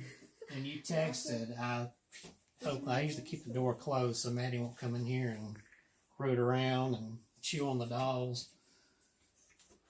But a week or so ago, I came here, she was just like that, the frame coming apart. It could just be the frame is old. This is antique. The shadow on her kept getting darker and darker. I know. People notice that. I'm feeling weird just touching it. This came from an art collector. He's not local. Where was he in? Was he in Tennessee, I think? Either Tennessee or Georgia. He would collect art at what do they call those things? Somebody's died.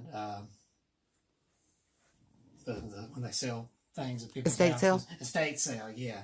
He'll go to estate sales and yard sales and pick up old paintings like this. And man, the nail has gone. There we go. Look at all his babies. I know, I got a ton of them. This is just one room. There's a bedroom in there. That one's scary. Mm-hmm. It's All right, ma'am, let me trying to get you back in. I don't think she likes me handling her painting too much. Just trying to get you back in. Don't be mad at me. This thing was painted back in the 40s, and there's a story with this painting. But he took it home. The art collector I was talking about, his wife, kept getting sick every time she got around it. A nail came out. And, well...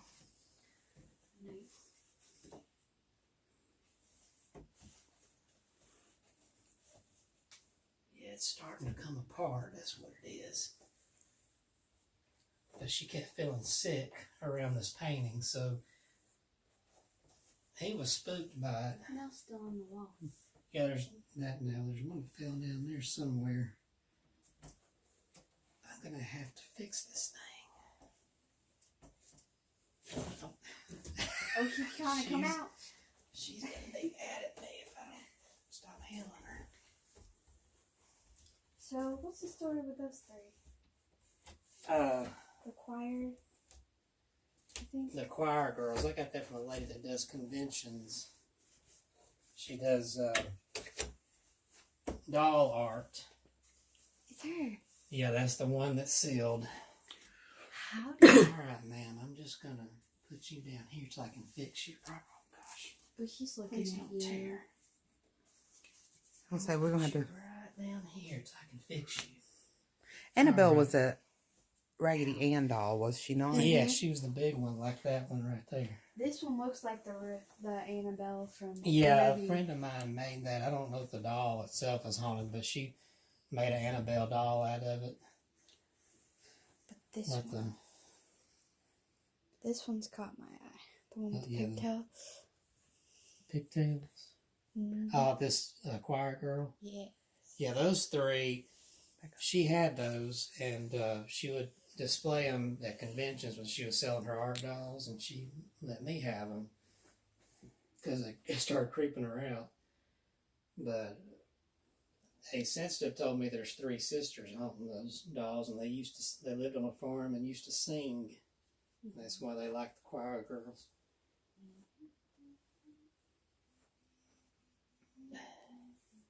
One of them's head is cocked a little more than usual. That middle one, Yes. Hi. it's usually not cocked like that.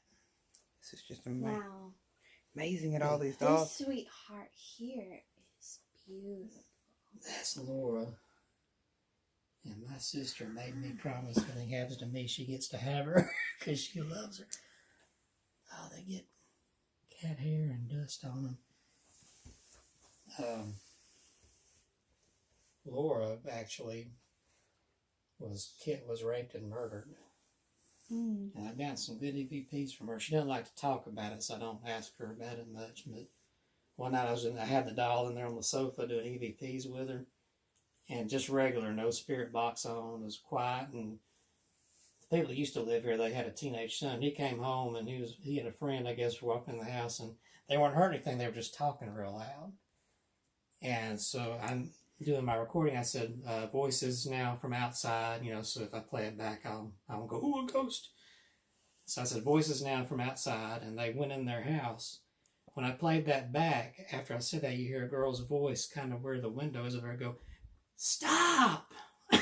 Like she's telling me to stop talking. It was so awesome. Her eyes move. They do. Her head turns, and sometimes it'll be turned in different directions when I come in here. That one moved. Which one, the middle one? That one. The one with the pigtail. Oh, she did? Mm-hmm. It looks like her eyes, they've gone more dull. Like dull. They're like, ooh, new people are in here. Ooh. Yeah. I like that one. She's very beautiful. This one? Mm-hmm. She came from, what is that called? Yesterday's Children. It's a doll museum in Vicksburg, and they actually had it on Ghost Adventures. Really? Yeah, Zach went in there when he did a Vicksburg special for a few weeks. So, what's the story? I'm sorry, I didn't mean to interrupt. That's you. okay. Sorry. But yeah, she's had some activity when I got her. When I first brought her home, stuck her in here, I would find things kind of laying around on the floor sometimes, like she was letting me know, I've got a spirit with me. What Okay, about Yeah, and here's my favorite. these two? Oh yeah, there's little Danny with his monkey. Those two scare are me. Which one? those two, the real scary painted ones right there, one sitting and one standing in the corner there on the shelf. Oh. That's Anne and Alice, and they came from England. They look like black-eyed And children. well, they've got a really scary story. They belonged to a witch back in the 80s. I got them from the lady that owns that doll, Peggy, that's been online and on TV, that they claim if you look at the doll in the eyes, it drives you crazy. But she got those long time ago. There was this lady in England practicing black magic in Shropshire, Nobody liked her. They stayed away from her house. She was always mean to everybody. Mm-hmm. And they knew she was practicing stuff in her house. They would see lights in the house and everything, weird stuff. One night they heard her scream really loud, like panic. Mm-hmm. And they were afraid to go over there. And a couple of men in the neighborhood decided to go check on her the next day when it was light. They went in her house and there was junk everywhere. There was at least a dozen cats running around. And they go in this room, and it was apparently her ceremony room. There's a big pentagram on the floor and all kinds of candles and an altar. And she's laying there dead with her eyes open, her mouth wide open. And those two dolls were in there. Mm-hmm. And they believe she was trying to use those as revenge dolls. In fact, on their backsides or their dresses, there's names written on Can I them. People see she that? was trying to put. Is that okay? Yeah, but they are strong.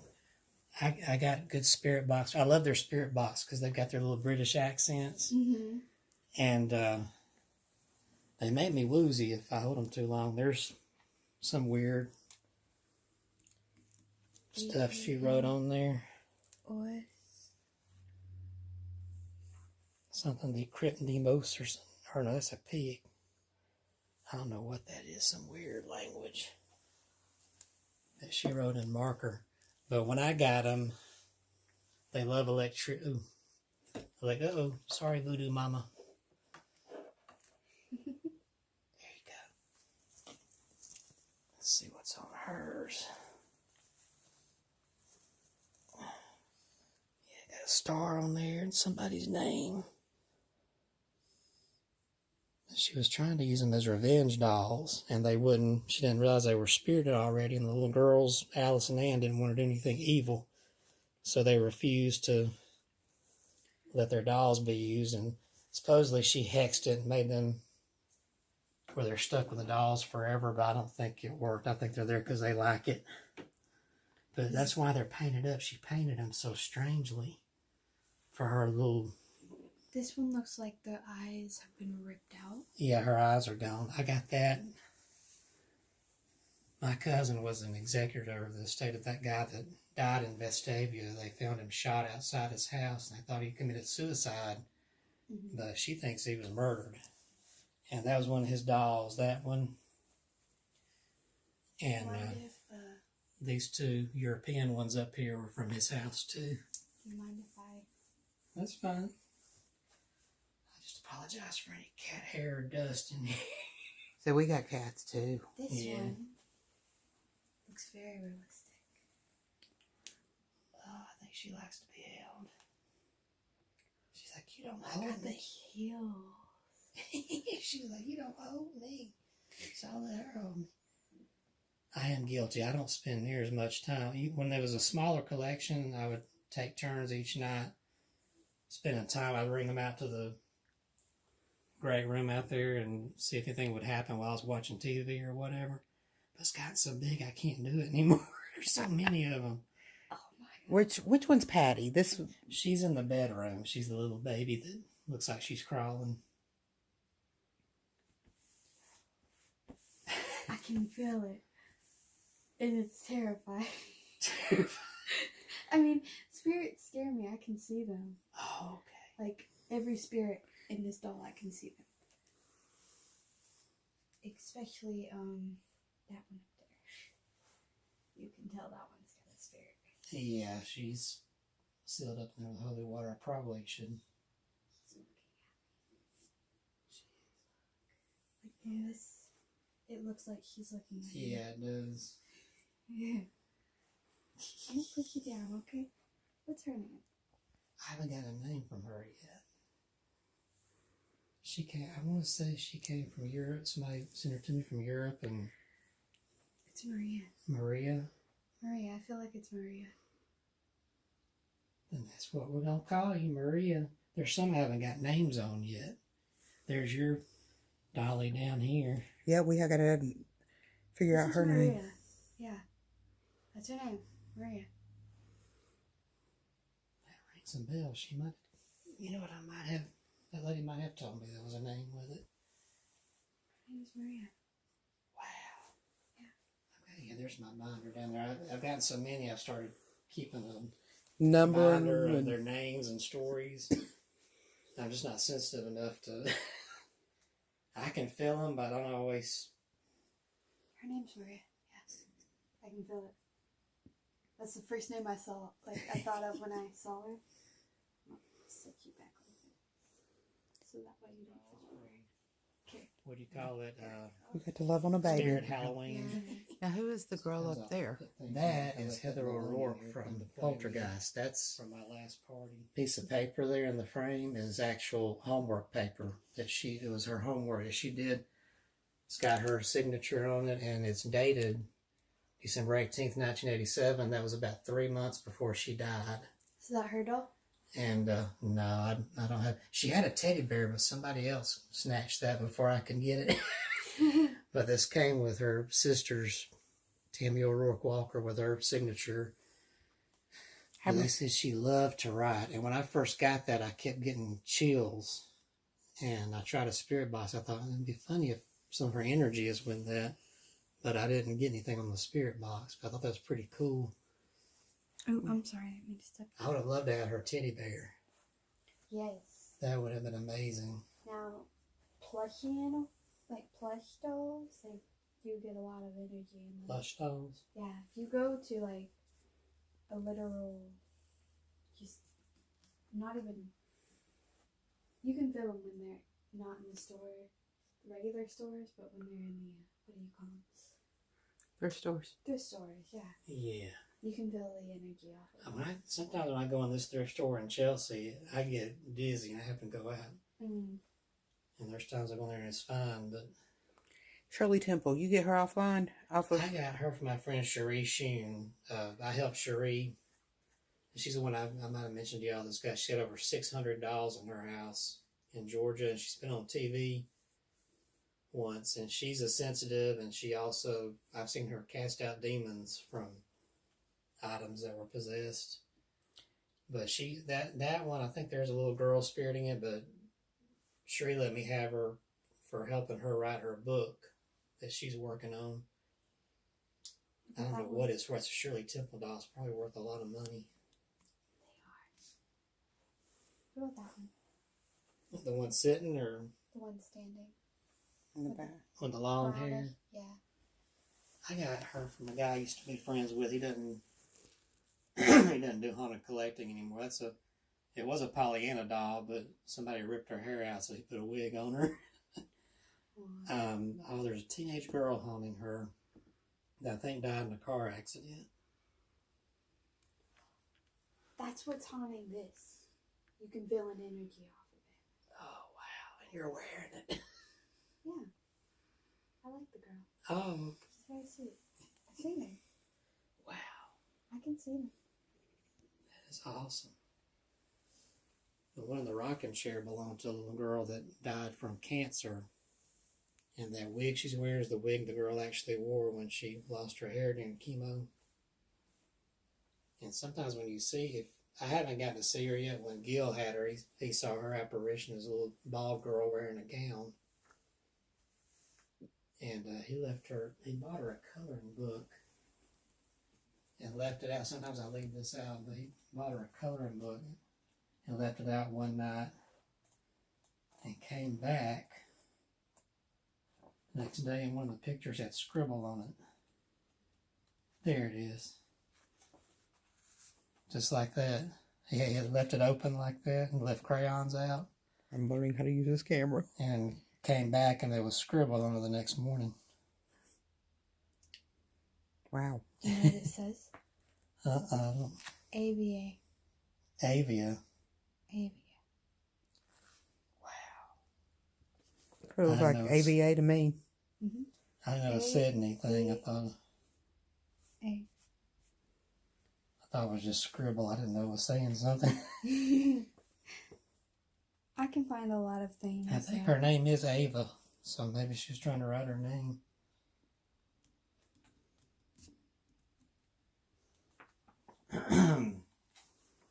Yeah, Gil, he used to get all kinds of things from people, family members of these people that had passed. This little creepy doll here he found in a basement in one of the old historical homes in New Orleans. Mm-hmm. He said there's a little girl haunting her, and this one is really strange. Whoa. You'll never believe what's in her head. What? The lady that owned her, part of her wishes was she wanted to be cremated, and she wanted part of her ashes to be put in this doll. There's a tiny urn in her head with part of that lady's ashes in it, and she spirits it from time to time. Wow. Is that a red shark? No. Yeah, that's a baby great white shark. I bought that down in Panama City one year, years ago. I think sharks are so cool. Yeah. So, is there a story behind that? That belonged to a woman that liked to collect those masks, and she died in a house fire. She had bought that mask that day, so that's the reason why it didn't get destroyed. It was still in her car in a bag. And I got her name in there in the book. I can't remember her name now, but the investigator that had her down in Florida said she got activity off that mask. And this guy up here, he comes from Cherie Shun. Mm-hmm. He doesn't like to be touched. A lot of people that have touched him have had violent nightmares. And when Cherie first got him, she was skeptical. She got it from a lady that was just scared of him. And when Cherie got it, she thought it was skeptical, so she held him and then put him up on the shelf. And then that night, she just had these crazy nightmares. So she called him the Nightmare Doll. What is that? This one? Mm-mm. The box. No, the animal. Oh, that's a crayfish. Oh. I bought that shark and that crayfish down there. I was like... Looks like an alien in there. Yeah. But... Now that one back there, she kind of has a bad sort of vibe to her to me. A little bit sparkly looking. Mm-hmm. She let me hug her when I got her. I felt good with her. But, Maybe she just don't like me. could be, I don't know. Maybe she don't like women. It could be. I can get you a little guy down there. Does he have any energy on him? He probably does. Both he and the grandma looking doll that's holding him came from Cherie. I get a lot of dolls from her. Every time I visit her, she sends me home with 3 or 4. Have you ever had a doll with hair that grew? I have not had that yet. Now that would be amazing. To be honest. I want to get a good picture of this. That painting, or Yes. I meant to tell you, the guy that let me have it, his wife kept getting sick around it. So originally I thought maybe she didn't like women, but the female investigators have been here, haven't had any problems with it. But she doesn't like Maddie, because one night I left the door open and Maddie came in here. Sometimes she liked to trot in here and sniff at the dolls, and she came in here and it was hanging up there. And I heard this loud crash, and she went zipping out and scurrying and went. She hid under my bed all the way in there in the bedroom. I come in here, and that painting, it was on the wall. It was over here on the floor, like it had flung itself. Huh. So I think Maddie got too close to her. Look at her over there. So apparently, I don't know who the old lady is, but the story I've gotten off of the painting was that the lady in the picture, her grandson painted that. And she had a husband who was really mentally abusive to her, and he didn't like his. I can't get anything off Spirit Box. I think she just doesn't want to talk to me, so I don't bother her. What about Teresa? Is what?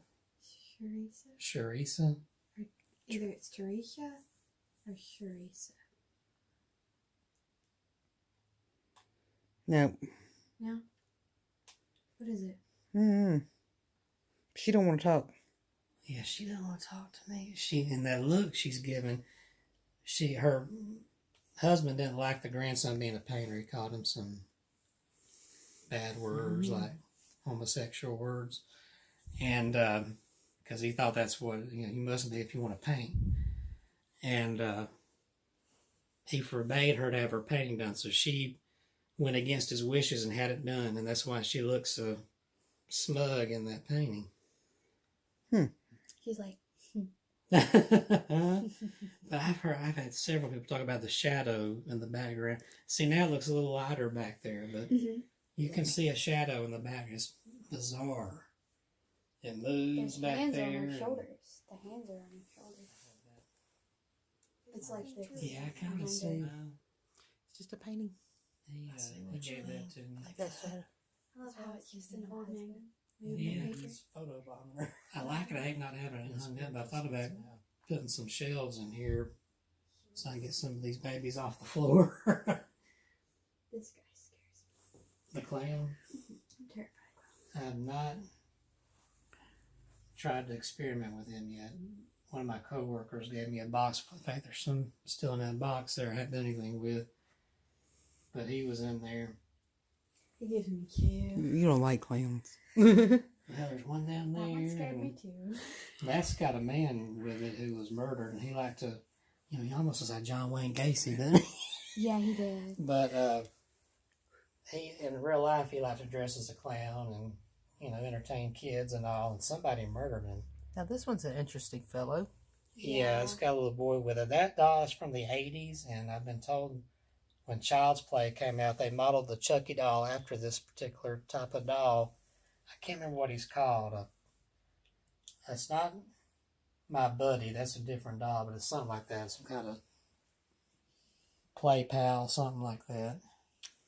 So what else you got that's haunted in this place? There's a lot of stuff. What about this one with the cramped hair in here? That girl? That was one of my grandmother's dolls. I don't know if there's anything with her or not. This one. And, This one has very strange eyes. yeah, both of those came from Cherie Sheen.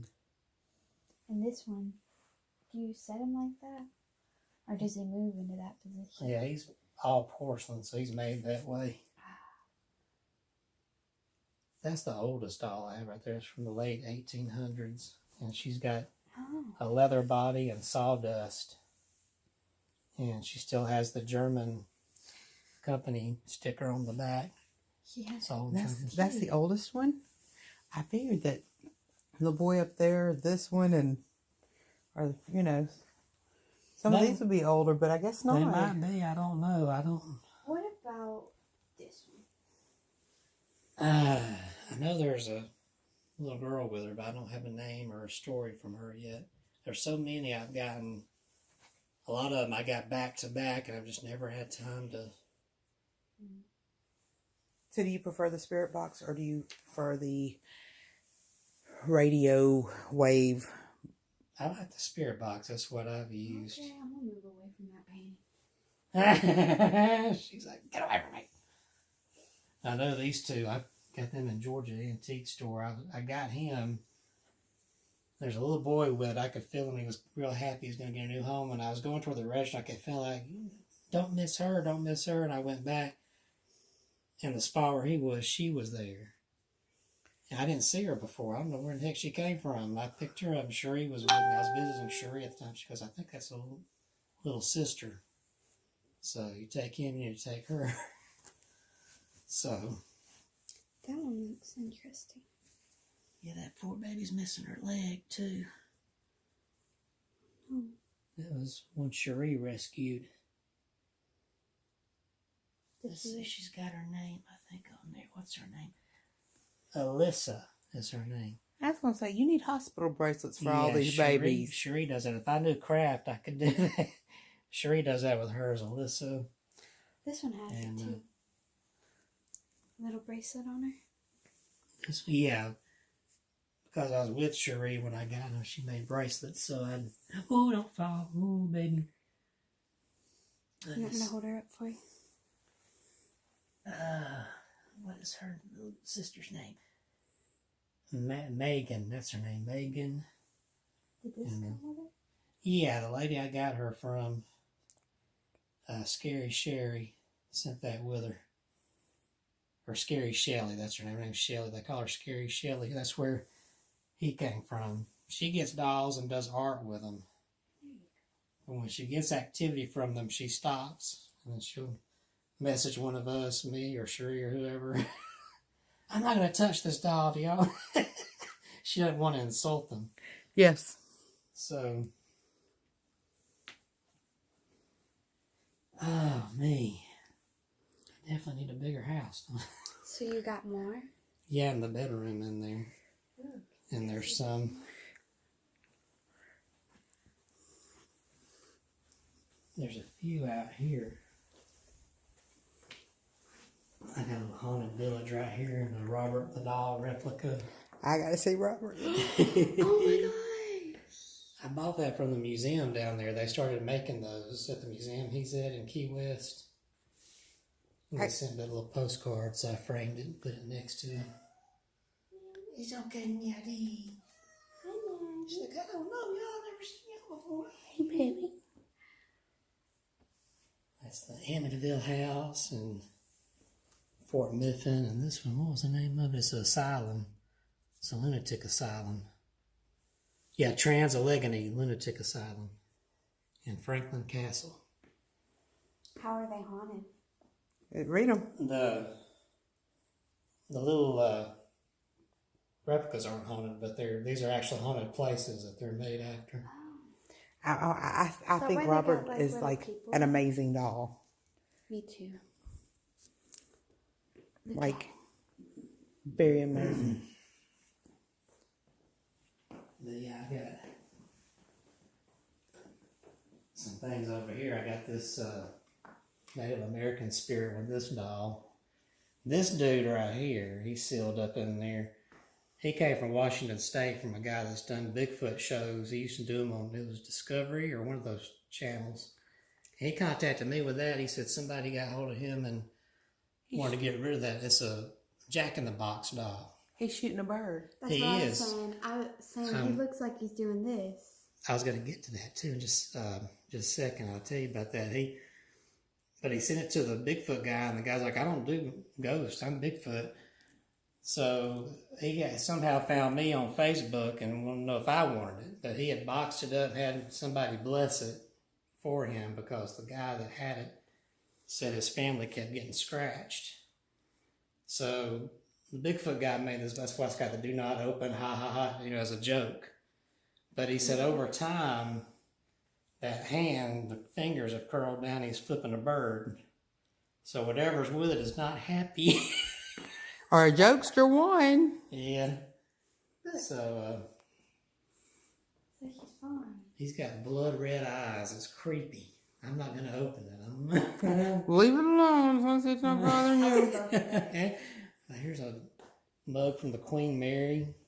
Oh my God, I've always wanted to visit the Queen Mary. Yeah, I went out there in 2006, and I brought that home as a souvenir, and there's an actual sailor with that. Massachusetts. Really? They used to hang in uniform. I think he worked on the witch. Because, like... But the lady in the painting, they called it Lady in Mourning. Whoever that was had that painting done after the Civil War, and she was wearing her mourning dress because her love got killed in the war. Which may be why there's some sad energy with it, but I haven't got anything bad off of it. It's pretty cool. It came from Salem.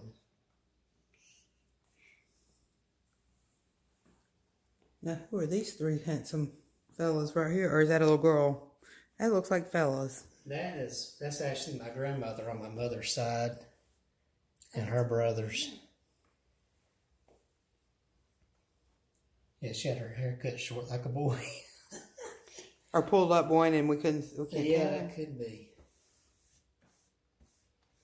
I got that when my mother passed away a few years ago. I got her old found pictures, that one and the two old black and white ones up top there. Her grandparents, my granddaddy's parents, and then great grandmother way over there. Well, these are great grands, so that'd be great over there. The lady with her hair in a ball on top of her head. And there's the painting I showed during my presentation last week. That's Hilda. Wasn't she kind of evil? I guess she liked to tease the lady that owned her in San Francisco. Mm-hmm. Her face will change sometimes. But the lady swore that one night she was sitting at the dining table just staring at it, and the lady in the bank turned and looked at her, and she slapped it off the wall and screamed and dragged it out of the house. But she's been nice to me. I think she was just kind of teasing the lady. Be like, you know what I mean? She just wanted to scare her. Hey there. She was just trying to be nice. I'd be that kind of ghost if I ever wanted anything. I'm gonna be mean. Crap out of everybody. She's like a nanny figure, but she was the one that on the voice box asked her, "How did you die?" She said, "You'd have to find my body." So she has no idea.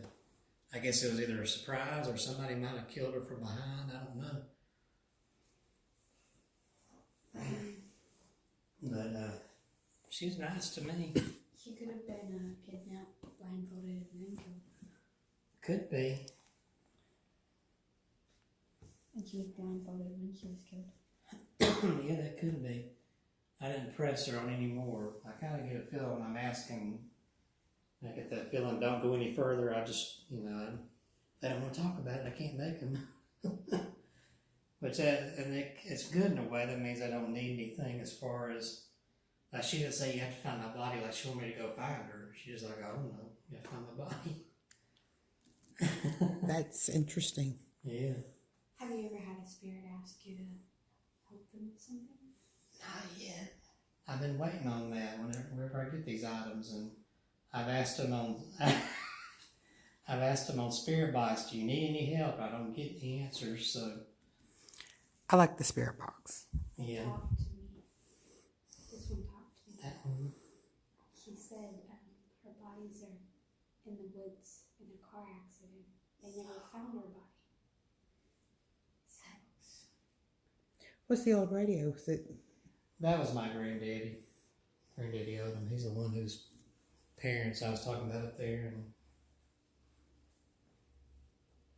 he died in 2007. Both he and my Papa Cain on my dad's side, they both fought in the the World War II. And he was in the Marines. He fought on land in Iwo Jima, and my Papa was in the destroyer, the Laffey, out in the ocean at Iwo Jima. So while he's fighting on land, my Papa was shooting enemies on the beach. So it's like they had each other's back. And they actually knew each other because they both came from Walker County. So Oh, so you one of them Walker County folks? one of Walker County. Shh, my grandmother came from there. There's some strange people. Sword? Yeah, it's a Samari's or samurai swords.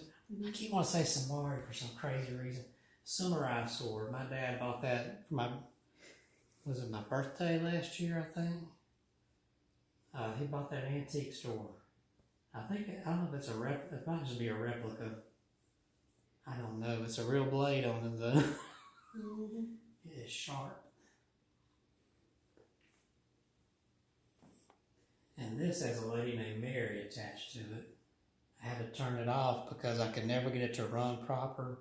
She would chime off just whenever, and I got the feeling she didn't mind if I cut it off because it was disturbing me. I was like, waking me up. I can imagine. I mean, it'd be 2:15, but it'd be chiming the hour, and it's like, it's not 2 o'clock anymore. You're late. Might need a little The clock adjustment. wore out. I don't know. Might need a little adjustment. And when it was running, that pendulum was so loud, tick tock, and I'd keep having to turn it off whenever the group would come over and we'd do EVPs. I'd turn it off so it Wouldn't mess you up. contaminate the. I was trying to think of the word, contaminate the evidence. There's another clown. Yep. He's a funny one too.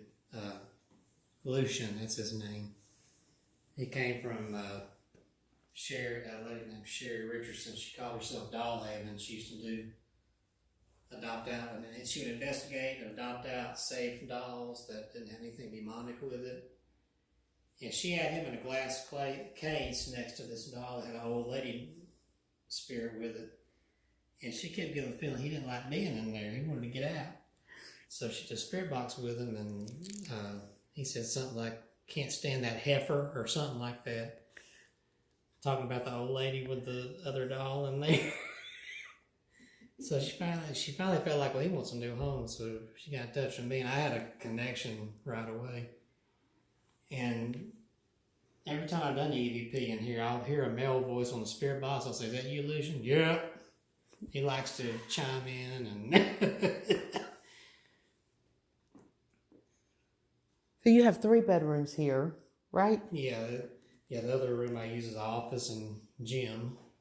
And you have 2 of them that are full of dolls. Oh, did y'all want some iced tea? Oh, I'm good, thank you. We're good. I actually had some in the car, and you It's dark in here. do you often do the spirit box, or do you? I hadn't done it in here in a while. I kind of eased off it because I felt like it seemed like other spirits were coming in, and Goodness.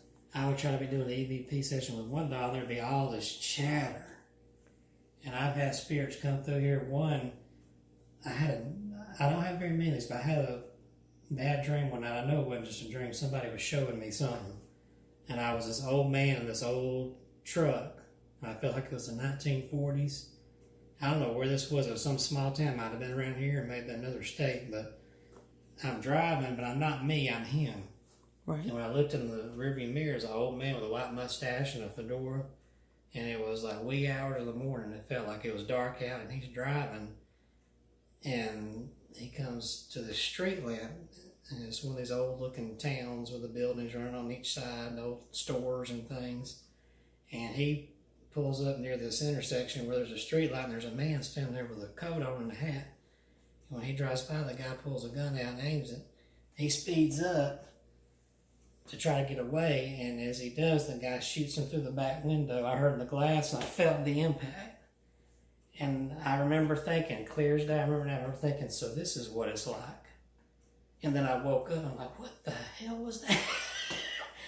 You know how you don't remember dreams? That one is as vivid. I've never forgotten it. It was about 2 years ago. And I think a spirit was passing through, because I don't have any spirited dolls with an old man that got shot in the head, so maybe it was one passing through. You never know. Have you ever had a shadow man? I hadn't seen one in here yet. I've seen them in some places we've investigated. We have one. Oh, you have one, okay. We have 2.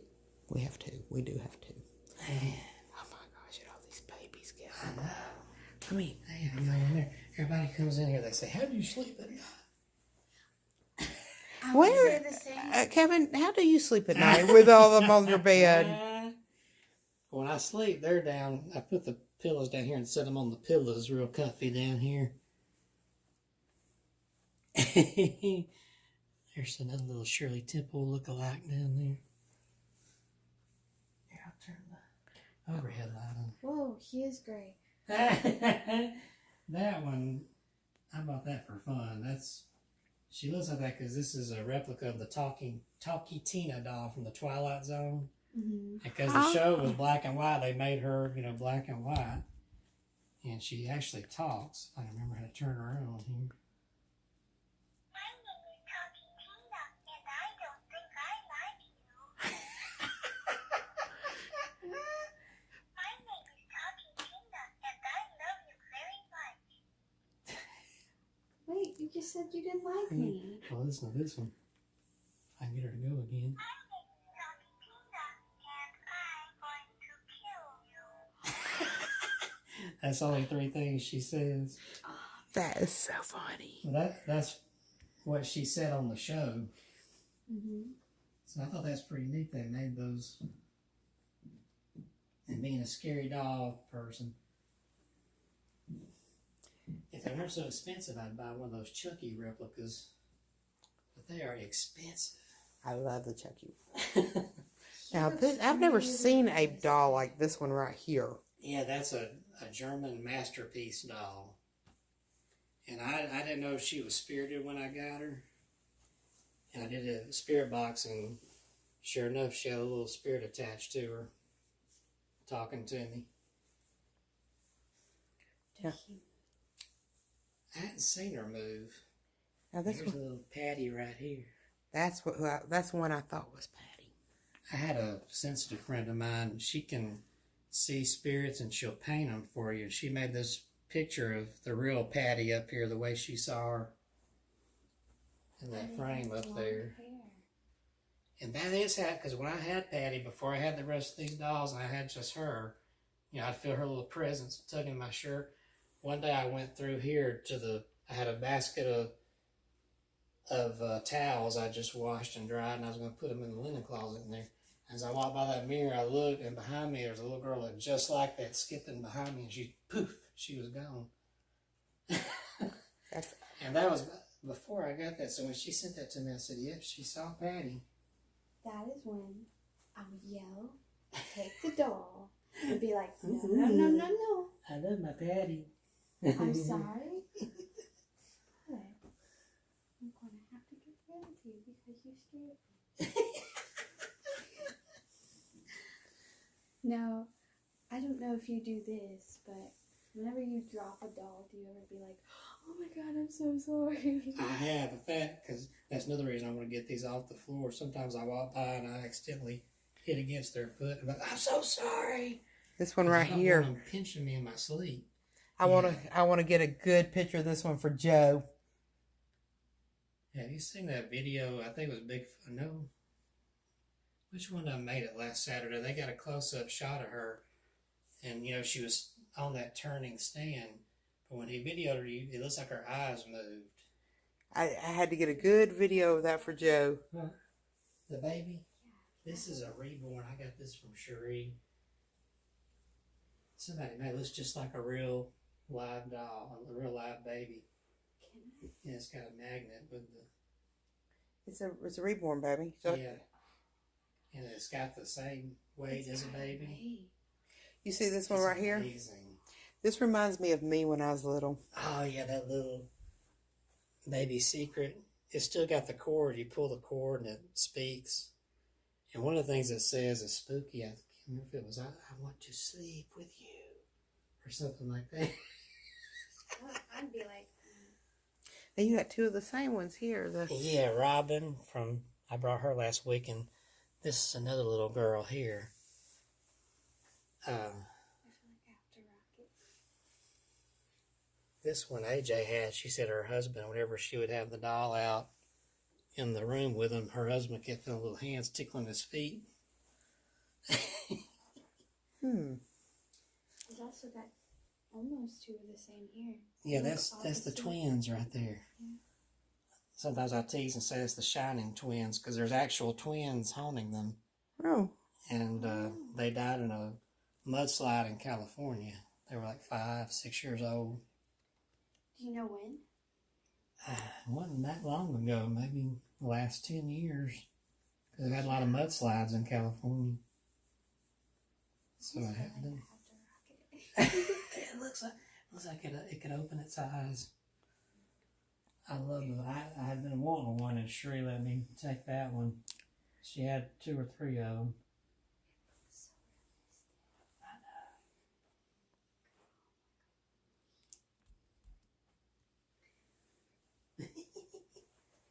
Now, do you swap out which ones stay on the bed during the day ever? No, these stay all the time.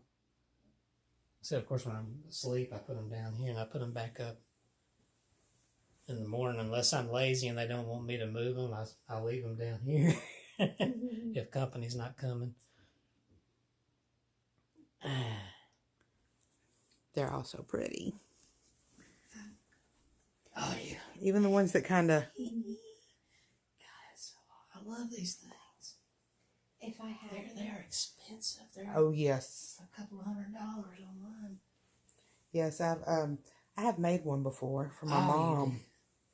And I wasn't very good at it, but it turned out good. Decent. Ooh, it's feeling cool in here. Yeah, I felt a little chiller out over here. This I one get one. here, that's one of my grandmother's, and it winks sometimes. This one? Yeah. I wonder if it's my grandmother would always wink at me all the time. I wonder if it maybe a little bit of her coming in there every once in a while to let me know she's around. That one. Oh, I'm sorry. I was gonna say my grandmother's been here before, her spirit, because there's a storybook in there she used to read to me from. It's in there on the shelf in that other room we were in. And one day, like I said, I keep that door closed, especially when I'm gone, so the cat won't get in there. And I came back one day and opened the door, and that book was laid on the floor right in the middle. And I felt her. I felt like she was letting me know she was there. What was you about to say? That one looks like it's so happy. That one right there, little April. So have you ever had a teddy bear that's haunted? This one here has something. I got it from Chelsea, from the antique store up here. And when I saw it, I kept getting drawn back to it. I felt like if I leave, I'm gonna be sick if I don't buy that that bear. So I did. I have a bear. I think this little girl named Megan owning that bear. And there's another one in there on the shelf, a little bear that's got a little girl with it. And this one my grandmother handmade for me. So I keep that one.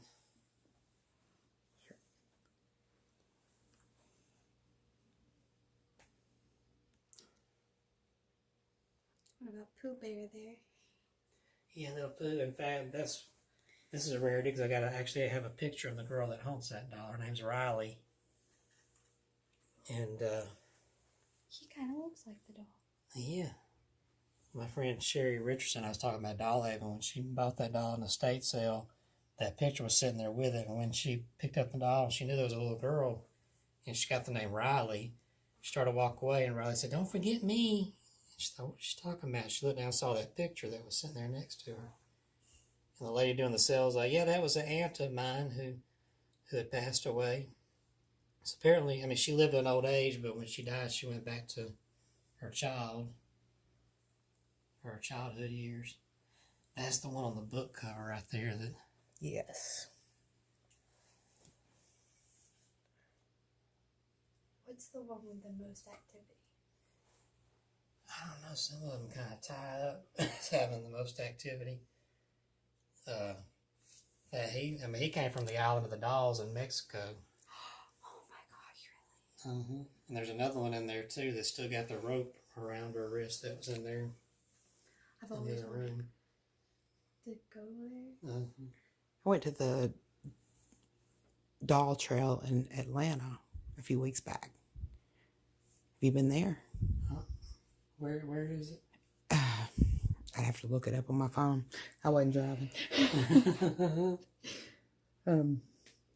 It was very interesting. They took all the garbage from this park area and created all this stuff. Now you can do batteries too. The mechanic, you can hear him working. Yeah. There it goes.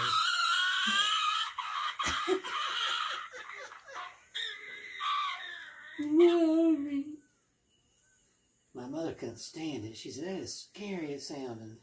Now it's really going. Look at that. It's probably spirited frog. Now look at the kitty cat hair on you now. I use the maids. They come in here and clean. But they're afraid to move the dolls around, so I have to kind of come behind and dust. Sounds like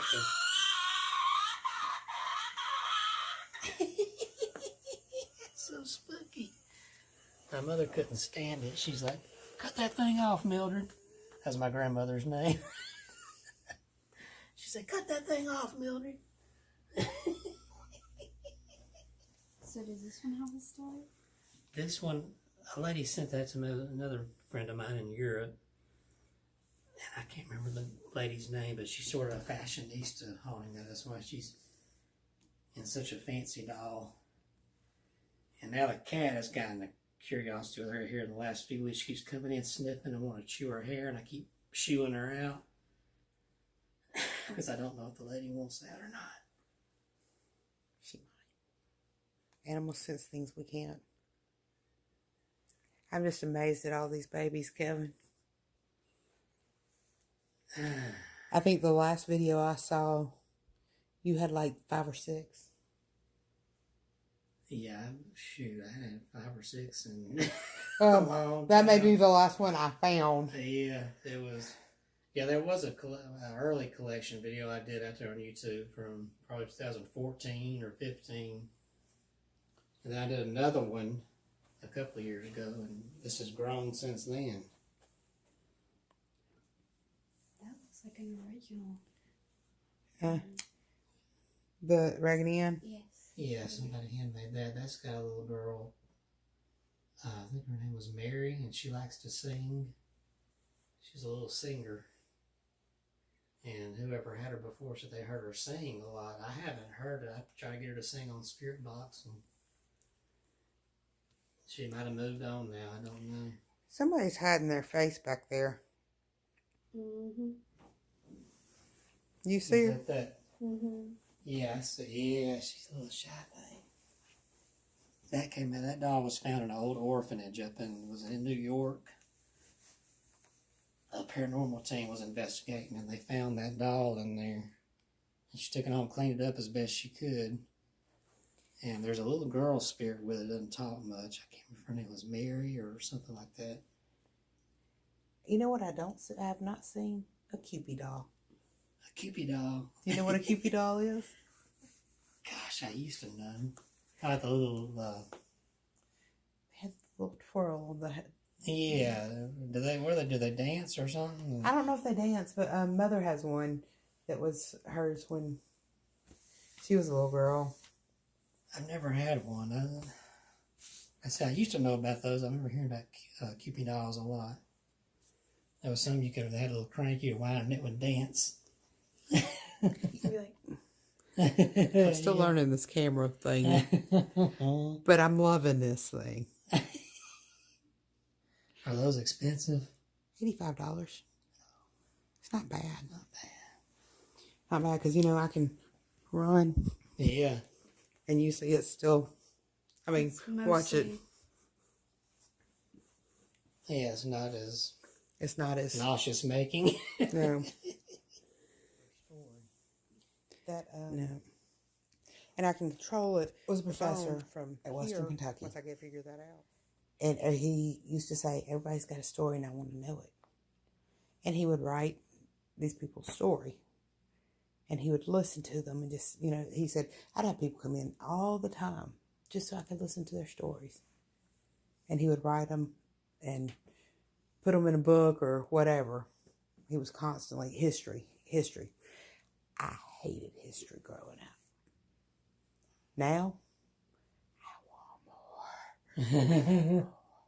And more. I can't get enough history.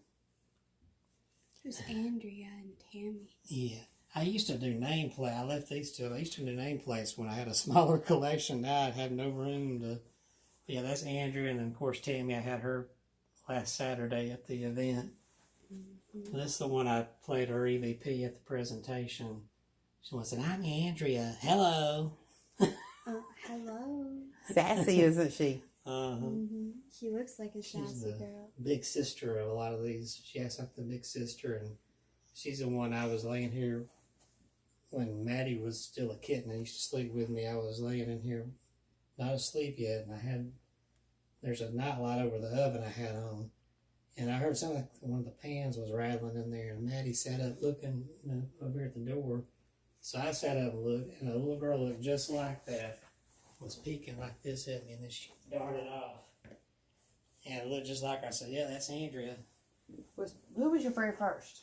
Patty was the very first, Patty and was then the very Andrea was the second. She played big sister to Patty when she moved in with us. And still is. Patty looks a lot like her doll. She does.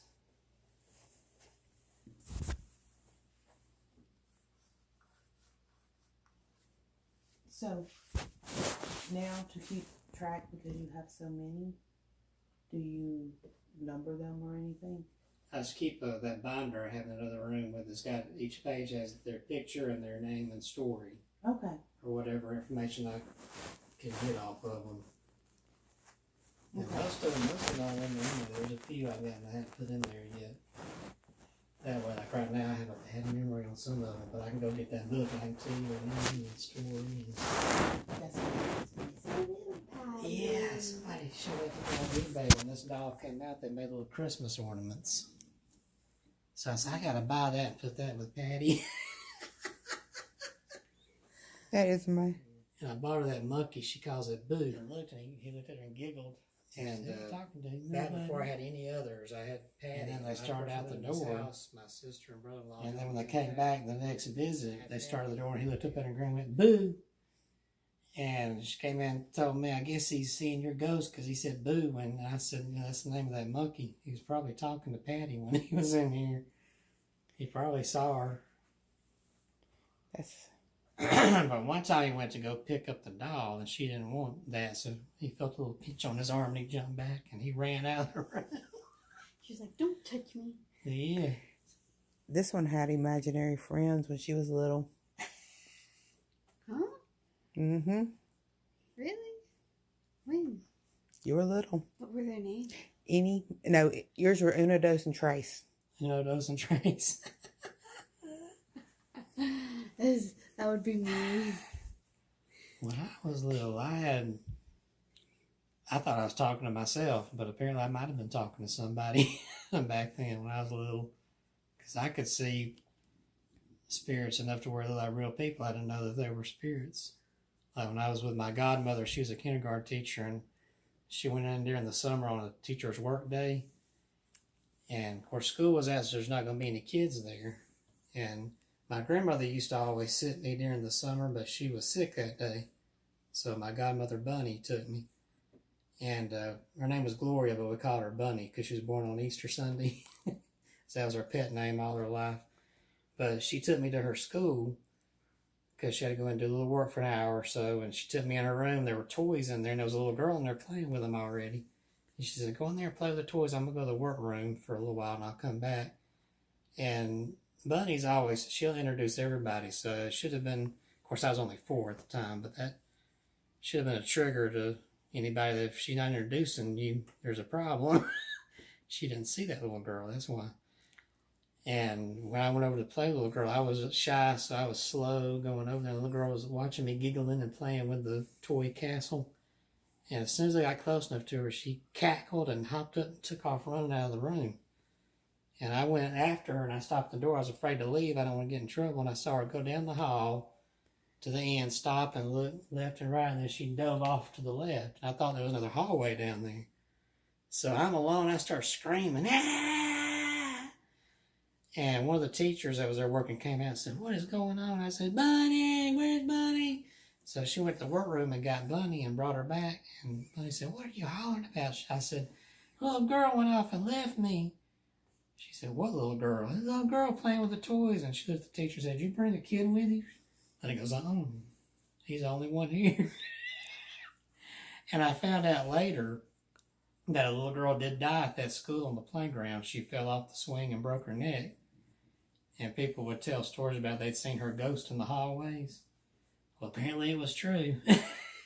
And now, I mean, Bunny's still alive. She's retired in her late 60s. But every time I started bringing it up, she goes, I don't want to talk about it. I don't want to talk about it. And then, because I grew up in a Baptist home, they didn't like talking about ghosts. And I had an interesting ghost because we had stuff going on in our house. Appliances coming on and going off and doors slamming shut and footsteps running up down the hall. And there was Indian territory there. Where'd you go? West Jefferson. It was... the community was named Indian Meadows, named because it had Cherokee history there and there. You could find arrowheads and broken pottery out in the woods. And we had Pioneer Cemetery out there, too, that's still there. It started out, there's old rocks and old tombstones that have 1800s on it. Mm-hmm. And as you go further, it gets more modern. They still use it. They still bury people out there, community members. And all those houses built near it, they have stories. People have seen things and heard things. And then my part of the neighborhood there was some woods between us. And then over in my neighborhood, we had activity too. Seemed like almost everybody had a story. Yeah, I heard footsteps one night in my house, you know. It was all over. So my parents didn't want to believe that. Your parents were Baptist and Yeah. religious, and that didn't happen. Yeah. And that's why I stopped thinking about it for a while. That's probably why my gift didn't flourish as I got older. And then when I got back into this stuff, it started kind of coming back, getting hazy images and hearing the voices and all that. But the other thing that was scary and that gives me the willies is when I was little, I also had recurring nightmares about this really crazy looking old woman that would come out of my closet, and she would like to tickle my feet with her long nails, and she'd grab my legs and drag me in the closet. And I'd wake up screaming. And I wonder now looking back, I had consecutive nightmares about that same. And then there'd be different settings. I dreamed one time I was in the store with my mother shopping, and I look up, and all of a sudden it's not her, it's that woman. You know. And now I wonder, was I seeing something evil that was maybe trying to come into our house? And you had nobody to talk to. What about your sister? Sister, right? Mm-hmm. It's sister. Do you have a brother also? Yeah. My brother, he's older, but he was adopted. Yeah. When my parents lived in California, they adopted him. They didn't think they could have Do you children. care? I don't think. A year later, my sister Let's was do a born. spirit box. I got one unless you have one. I don't have one with me. Okay. I got the old PSP7, but I also have a phone app.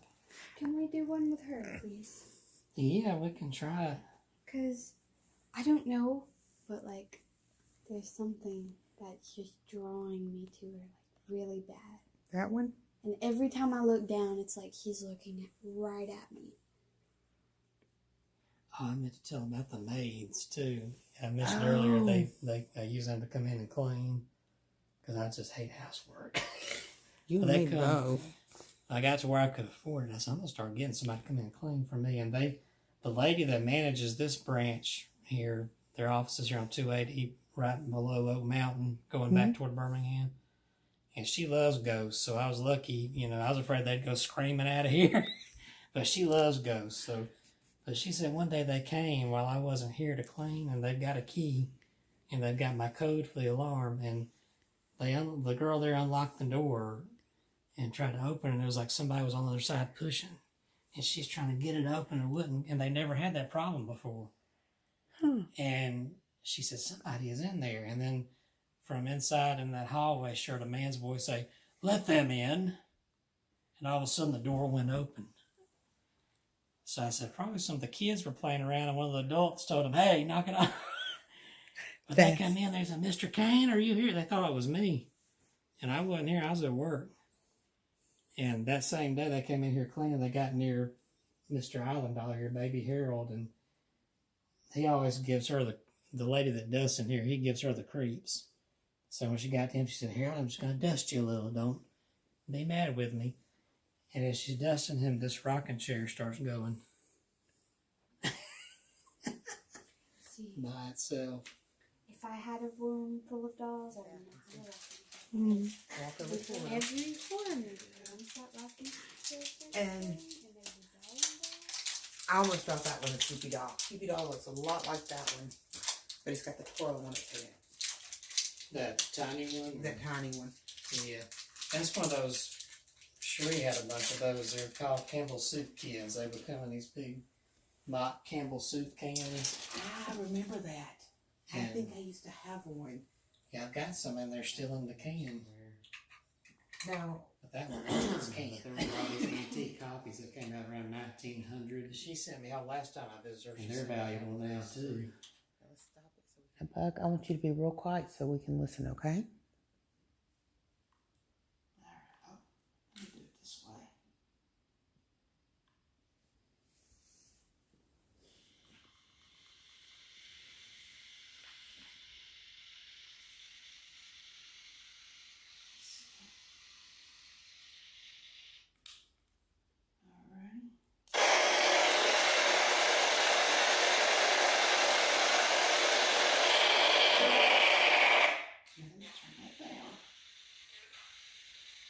Oh, somebody's already talking.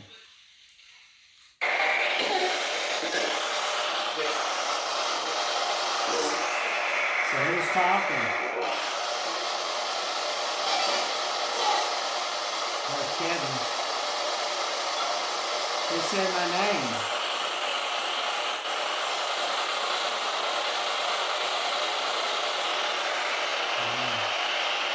Let me cut it down a little bit so it's not busting her eardrums.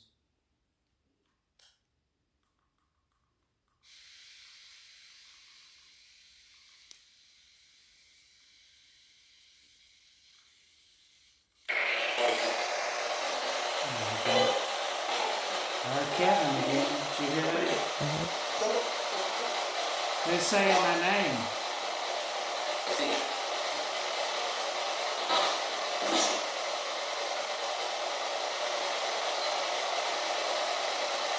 Say your name for me.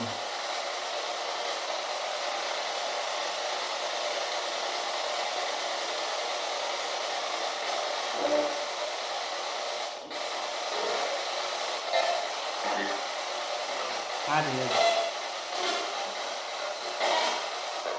Is that Lucian? It said I'm glad you're still here. Are you enjoying it here?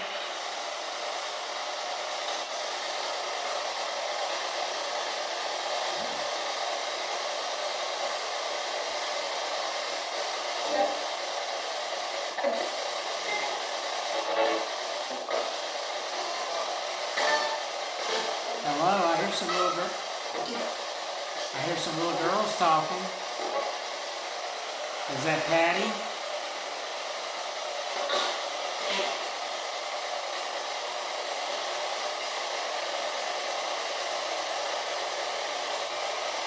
Is it Andrea?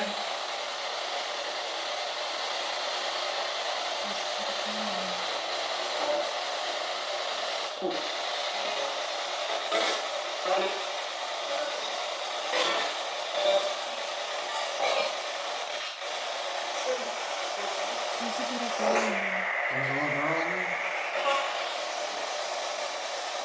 So which little girl is in the laundry room?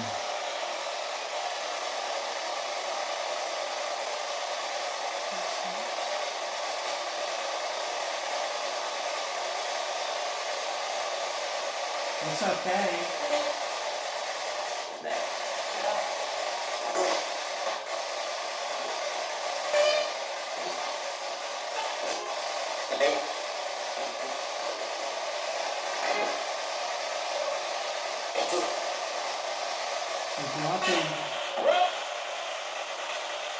If you want to, you can come out and say your name and talk to us.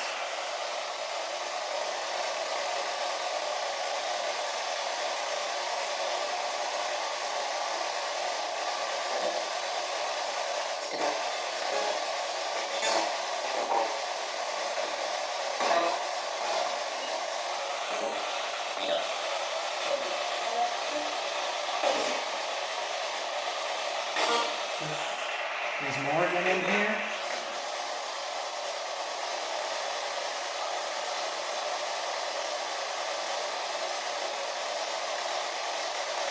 I thought I heard Morgan in there. Kevin, move your arm a little bit like this so I can see if that's a shadow.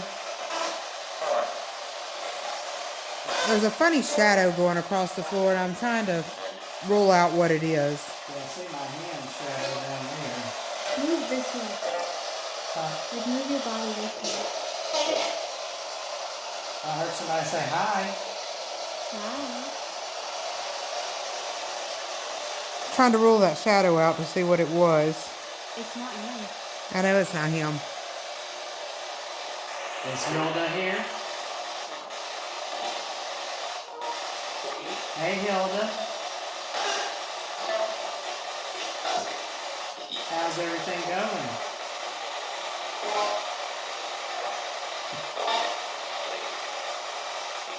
Are you still watching after everybody?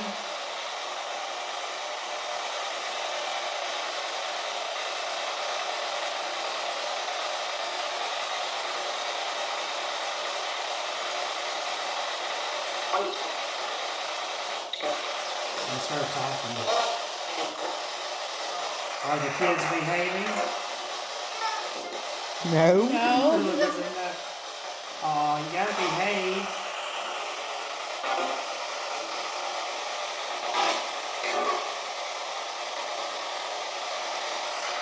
How many are in here with us?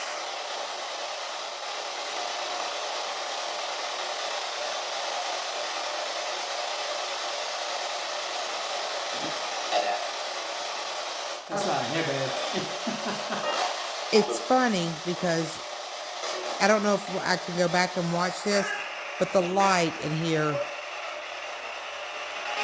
on my screen is going dim, bright, dim, bright. I don't know if it'll show up in the actual video, but it's going bright and dim. Wow. Can I ask her something? Huh? Can I ask her something? Yeah. Really? Ask her. Did you say her name? It's Elizabeth. I heard Hilda. Did you ask? I think I heard her say Hilda. Yes, you said that.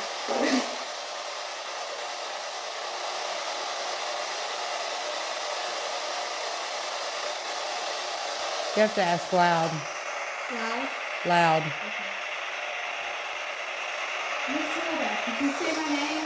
It's Elizabeth.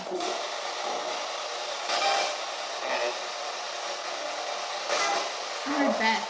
Yeah, before that, as you were asking, I thought I heard Blizzard. She said it, Elizabeth. Did you hear it? I hear it. I'm trying to figure out this, why my camera's doing that. I always like to try to rule out anything, any kind of thing so that I can show people that it's happening. You know what I'm saying? It said my name again.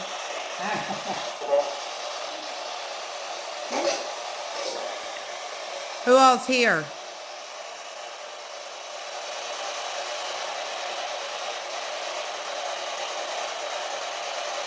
Can you say your name?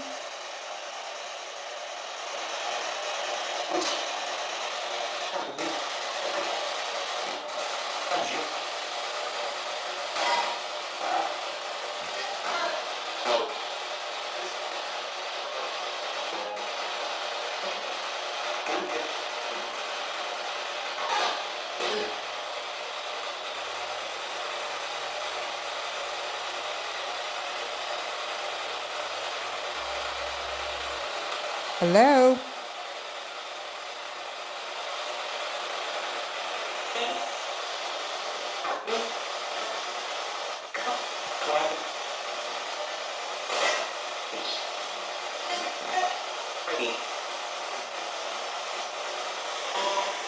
So who's with that clown doll in the box up there?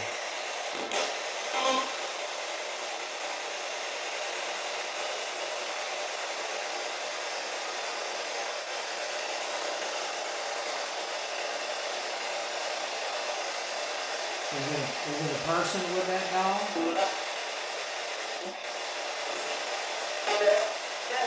Some kind of weird whispering. He said, yeah.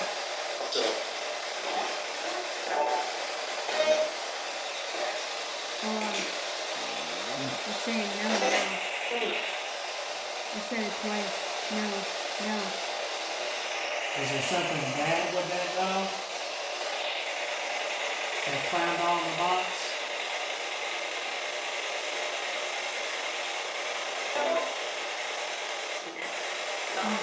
Yeah.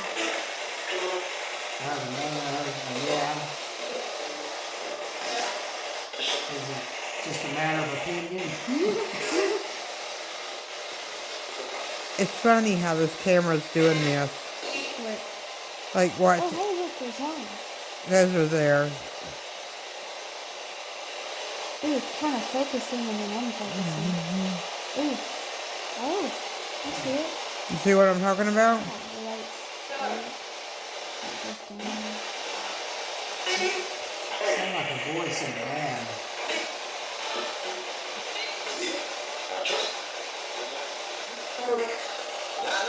Who said Dad?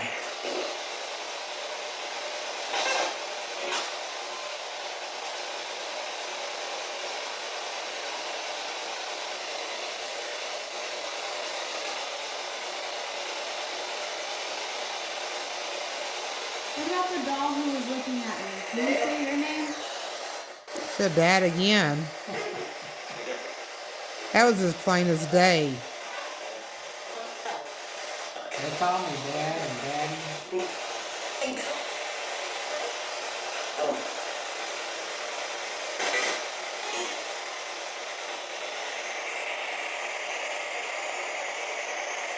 I smell her up in the kitty food and Maddie played with one of her poo-poo balls again. I hate when that happens. I start smelling it all, and then I find it, We have 6 of them. We understand. I like the end of this chick. I said probably. I thought I said probably. Bummer. They're being sassy. There's some comedians in here. What is your name?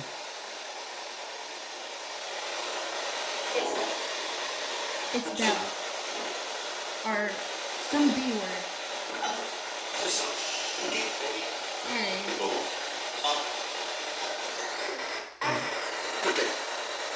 Is your name Isabel?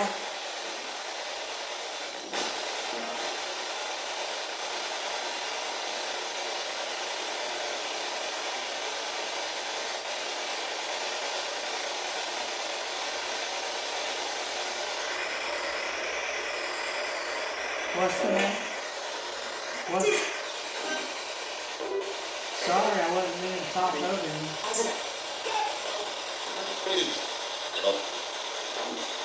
said my name again.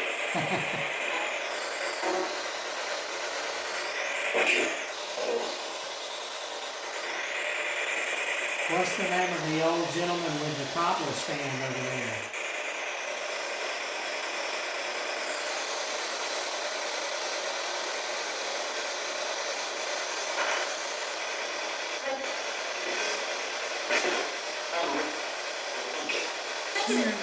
Henry? Is your name Henry? Is your name Henry?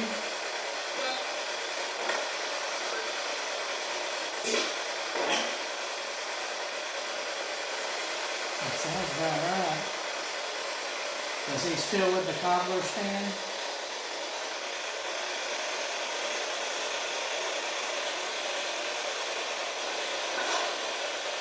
Uh-huh. He's working?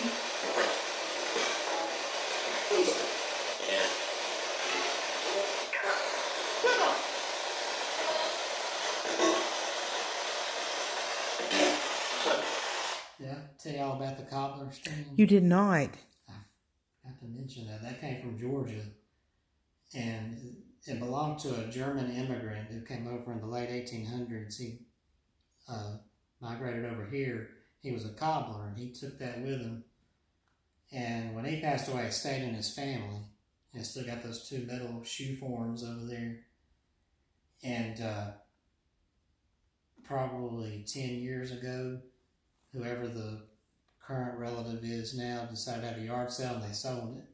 It's the first time it's been out of the family. And the lady in Georgia that bought it at this yard sale got it home. And her son would start waking her up at night saying there's an old man wandering around out there. And she'd get up and wouldn't find anything. She thought it was just him being silly. I mean, this was a teenage boy, so it wasn't like he was a little kid having dreams or whatever. She thought he was being silly or messing with her. So finally, one night he came in and said, woke her up again, said that old man is out there in the hallway. She goes out and looks, and there's an old man walking away from her down the hall. Looked like he had on suspenders, and he was looking real confused, like he didn't know where he was. He turned and went right through the wall and disappeared. And she said, none of that started till that cobbler stand came in, and the sensitive that came in to have a look at it said it was that gentleman, I guess his name's Henry, was still with that. He was confused because he wasn't with his family anymore, which I thought was sad. So she didn't want it anymore, so I got it from her a while ago. And I haven't seen him wandering, but I have, whenever I wake up real early in the morning, like 5 o'clock, need to go to the bathroom, I'm sitting in here in the master bathroom, I can hear ting, ting. I hear like somebody's working on that thing, which is a good thing. If he's not wandering and he's working, maybe he's happy where he is now. What's the matter, Maddie? Do you hear it too, Kitty? I can hear somebody talking. You can hear them whispering. Shut up. No, do you hear it? Yeah, so we can. It's gone now.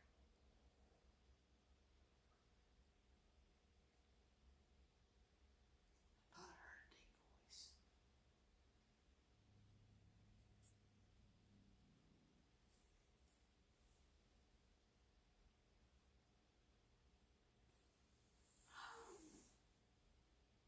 What's wrong, Maddie? She's growling and hissing.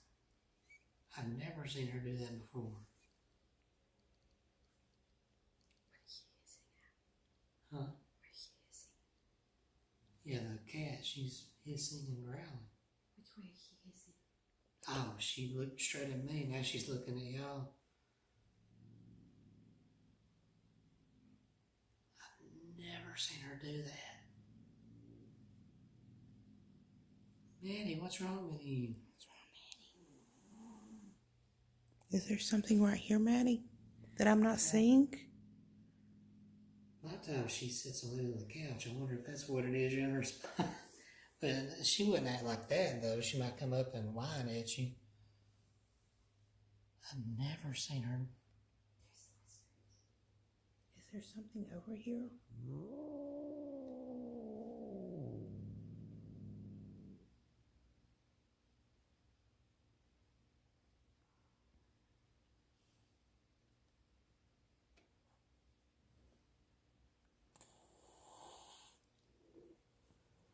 And let me move out of her spot. See if it's because I'm in her spot. I don't know if that's it, though. Usually she'll come up and Is there stare something? at you. Is there something beside me that I'm not seeing? Do not sit right there. Do not. I'm going to sit right there. Is there See, somebody there? Yes. And she's sitting right now. I just want to see if she quits. That's She's behind me. Now growling. she's. I wonder. That's kind of scary. What is she saying? How Come does here, she kitty, get kitty. behind that? Come here, kitty. let him call her. Maddie, what's the matter?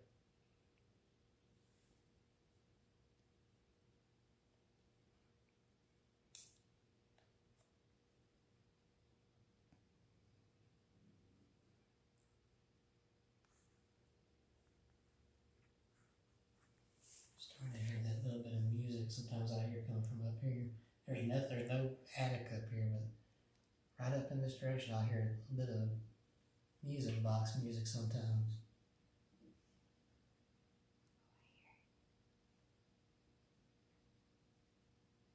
I heard a knock in there. I kept hearing whispering right beside me. It was like this low and you couldn't really hear it. And that could have been what he was growling at. Could be. Because when he looked at me and I looked over at her. Here, hold the camera right here on Kevin. I'm gonna walk over there and see if Maddie. Come here, baby girl. She would growl at somebody for sitting there. Here.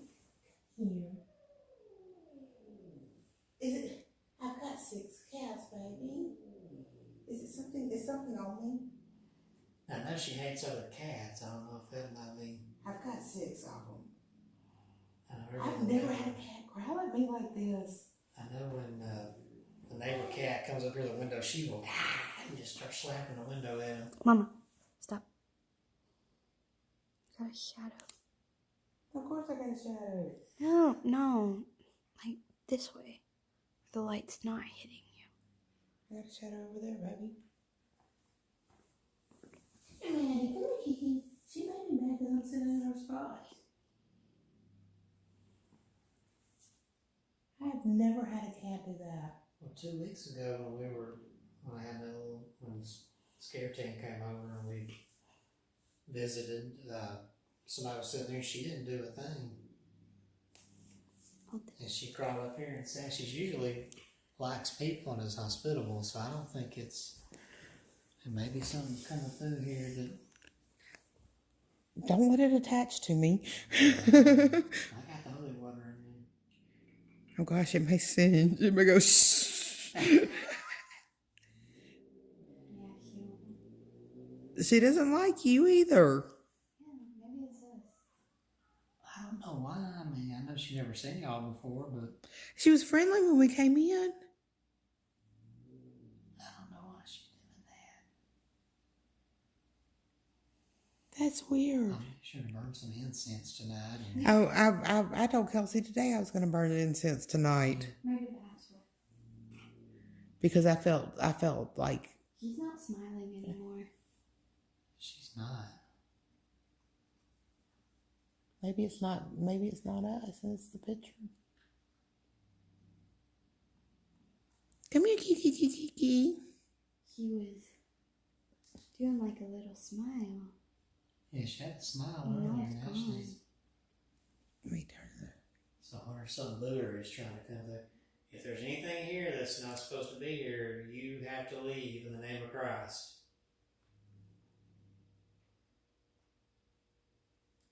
And then leave the cat alone and our guests alone and leave my house alone.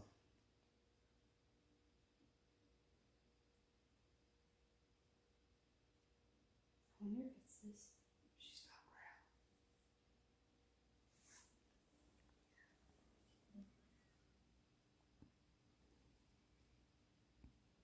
He's still not smiling.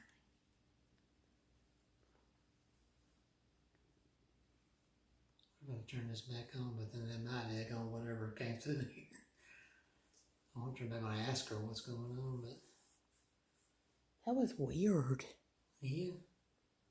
Brought a stinking demon with it. No, it could have just been passing through, I think it was baby. passing through. And- There was nothing going on when y'all were here earlier. No, I mean, because we've been here for at least an hour, if not more. Probably a couple of hours.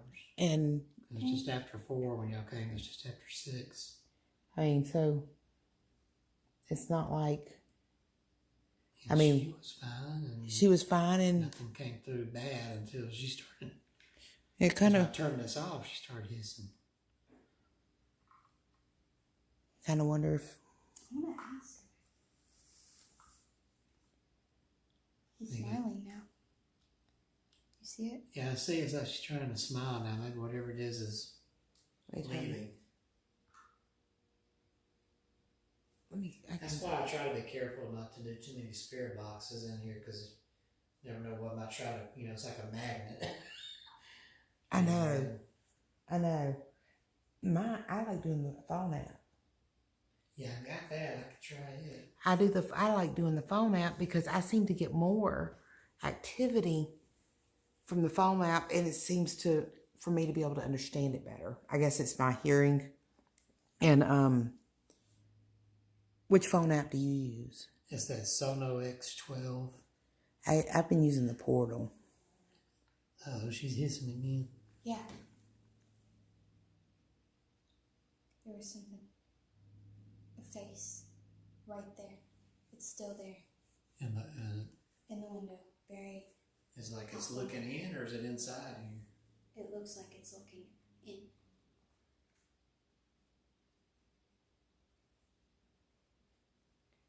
Kiki. Come here, Kiki. Maddie. Over here. That's kind of weird. I wonder if we disturbed something while we were doing the spirit box. Me too. Because it's gone when I sit right here. It's gone now. I'm just going to scan the camera around. Because, you know, sometimes the camera will pick up stuff we can't see.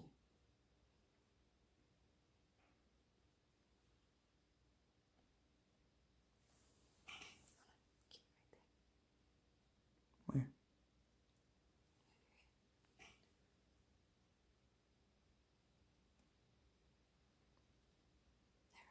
It's gone. You know, sometimes shadow men, they are actually demons. Yeah, that's why I hope I don't see one ever in here. Yeah. Ours lives across, like, in the next yard over.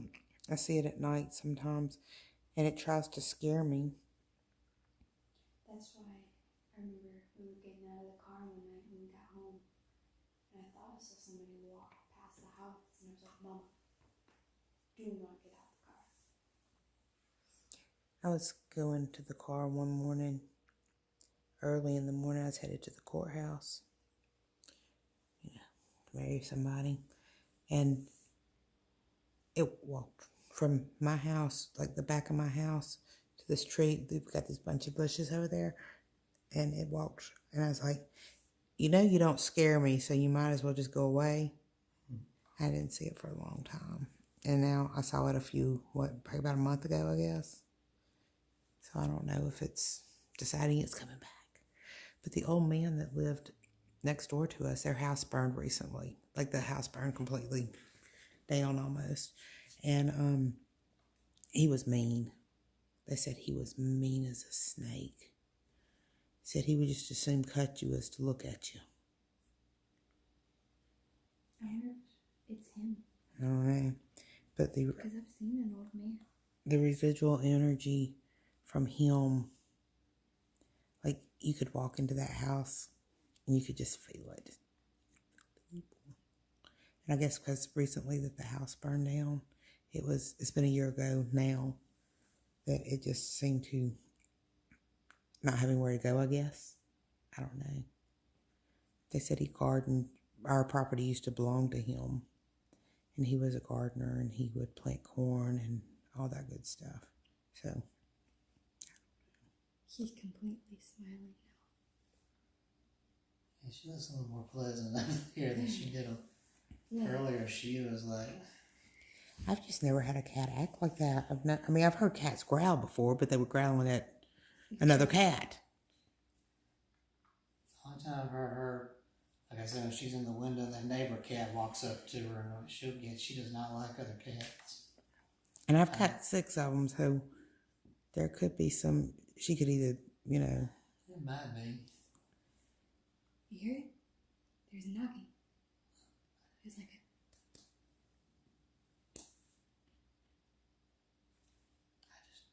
Yeah.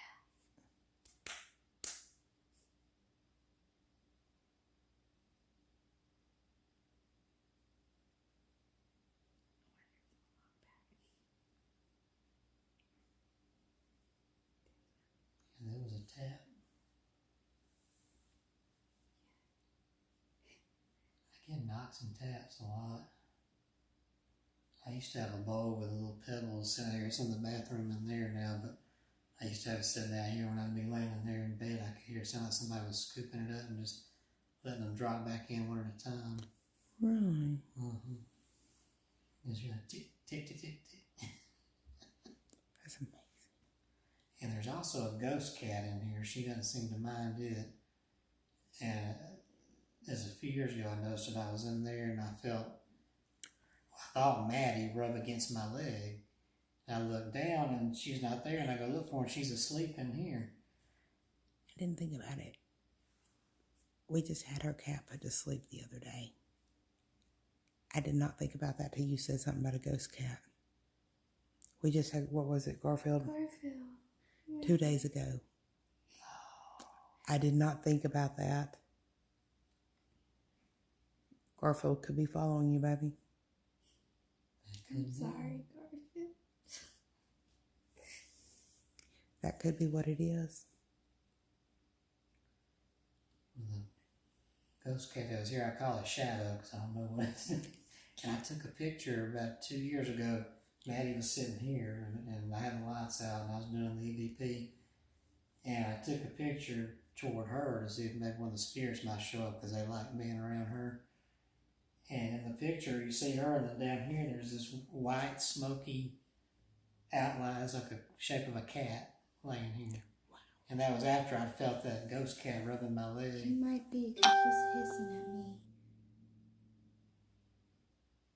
Yeah. Maddie. Maddie. I wonder if Garfield's attached to you. Well, I was attached to Garfield. He was my baby. What, is it the camera? Hold the camera, bud. Like, put it behind you. I'm sorry.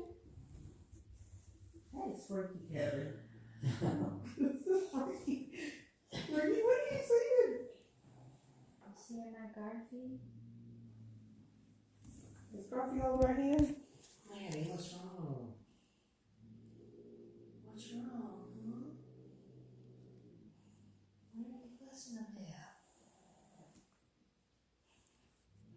So, like, you know what I'm fussing about.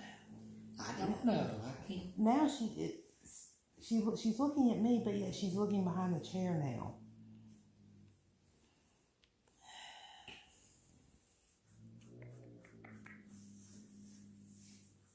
I'll be sure to pray heavy in here. You might want to get some holy water. I want to say just before we go home. I don't have any sage. I got incense. I got a dupe stick. Can I keep it? What? Dang it, you. What? There's a little white dot moving across there. Is that what you're seeing?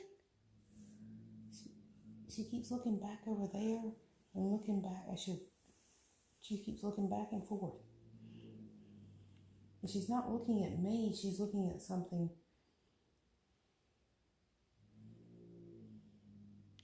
Come here, baby. Did we cause her to do this or something? She knows that. I thought this was our company. Come here, baby.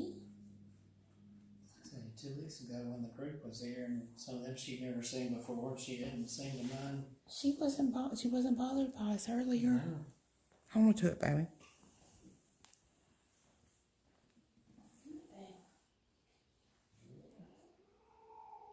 You better be careful. She's had her shots. I know. I ain't worried about her striking me, Kevin. Ooh, it went limp. I ain't bothering whatever is right here. And come here, Kevin. Come here. Feel it. Feel it right here. Feel right here. Stand right here. That's like 3. Oh, yeah. Do you feel that? Can I come? Yes. Walk over here. Because it's cold. I mean, it's like chicken bump cold.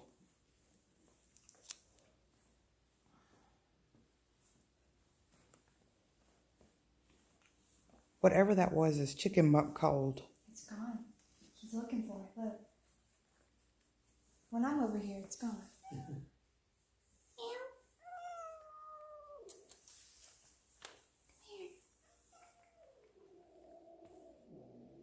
Ooh, never mind. It's getting cold now. It's cold. You feel it? I mean, walk from right here, take a step over, and right here, it's cold. It's cold as And the heat's on. Not everything right in this area is cold. It's like a...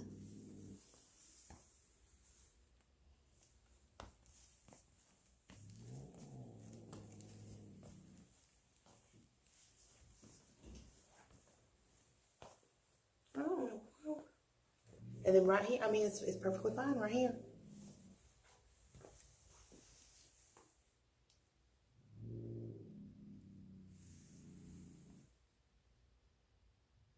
Like it's warm up right back here.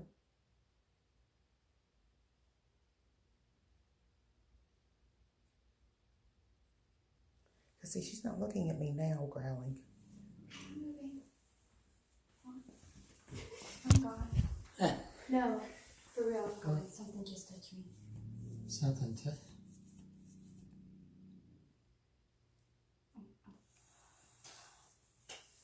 Like, it was like a. Okay. Oh, he's growling.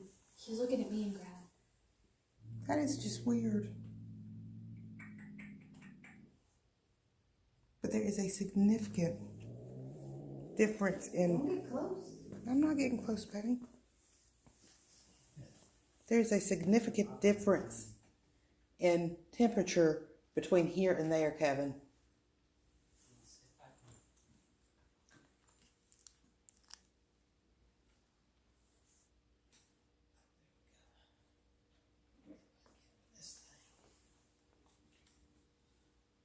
Picture of the old lady.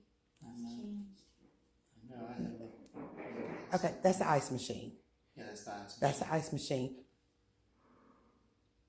It just said. Now my hand right there is cold. It said 69, and that's 70 right in there.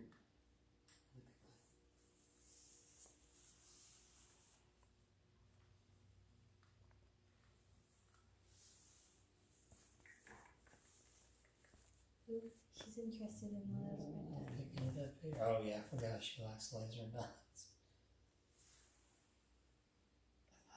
How come she's growling at you and not me? I don't know. Am I cold? It's room temperature.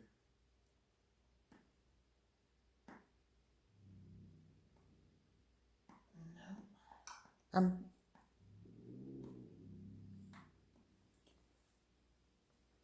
Let me set this camera down. I'm not going to have the camera in my hand. I'm just going to... Baby? No. Is there something on me? See if I can get it on video. Did you see it? I thought I saw something move and you were pointing.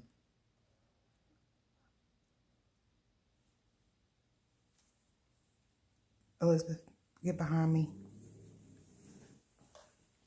I think I got it on picture. Look, see, there goes Kevin. It went down. Did you see it? Uh-huh.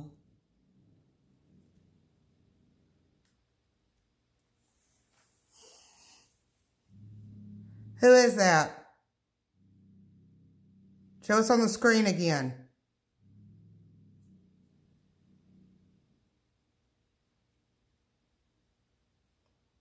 Here I am thinking it's me, baby.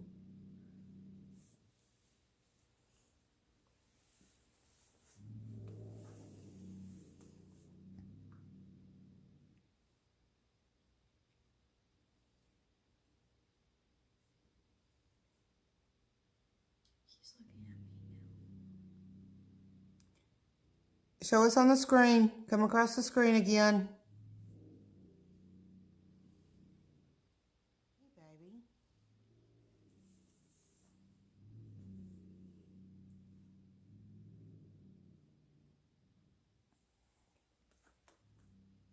Hold on. Have you ever had anything like this? No. No.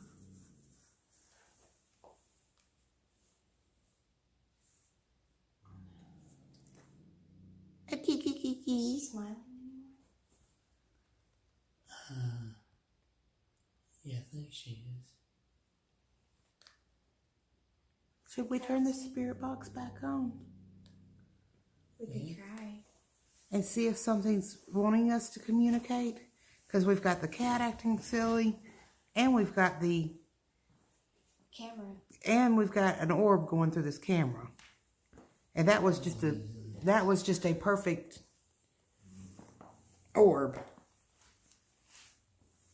Elizabeth, be very, very quiet. That's me getting up. Scoot over. Scoot over.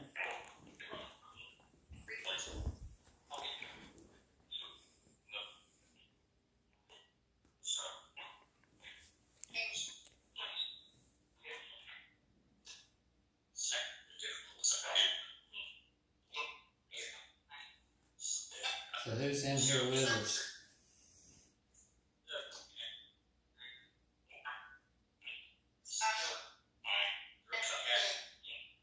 Heard something about the cat.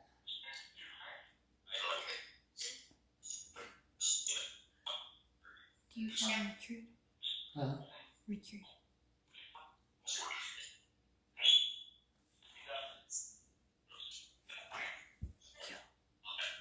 She's looking at Who's bothering the cat?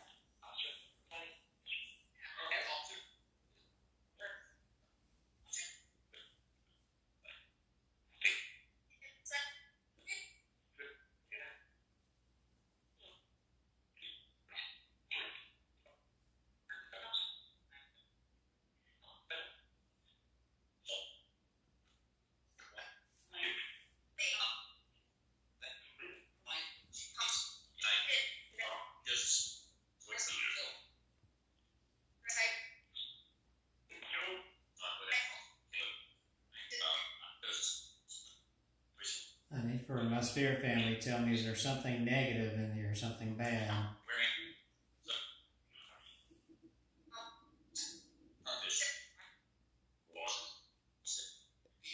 my camera.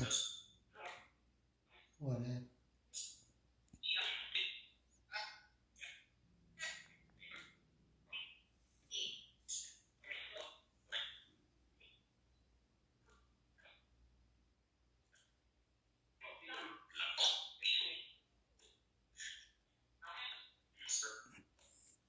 Is there something bad in here?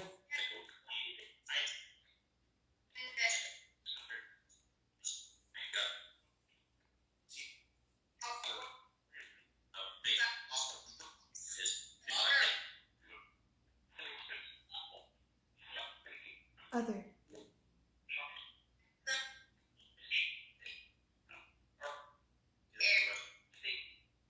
I keep hearing Eric. I keep hearing Richard.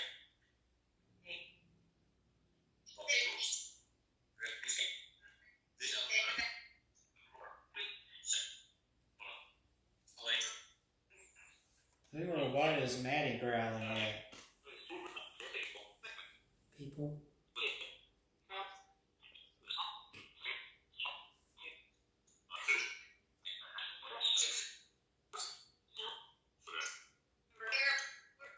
See, I keep hearing Eric. Kevin. Ghost. Is Eric in that? Lucian is the clown. I don't know.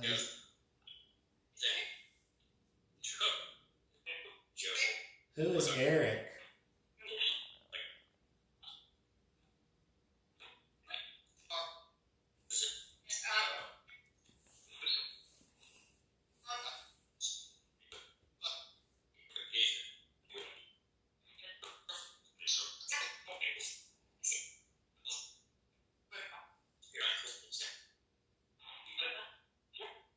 Is there something demonic coming through here? Some nose. I'm very lost.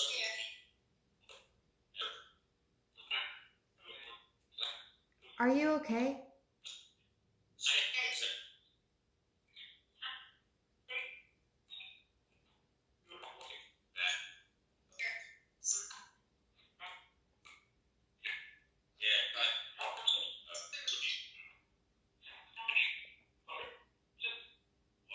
I hear a girl talking a lot. Say your name for me so I know who. Judy? Is that you, Judy? I have a Judy in there. Oh, good.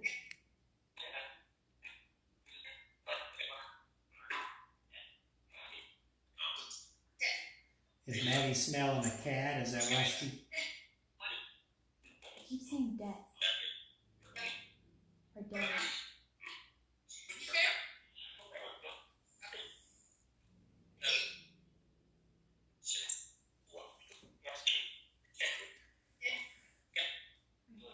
That's what she told me.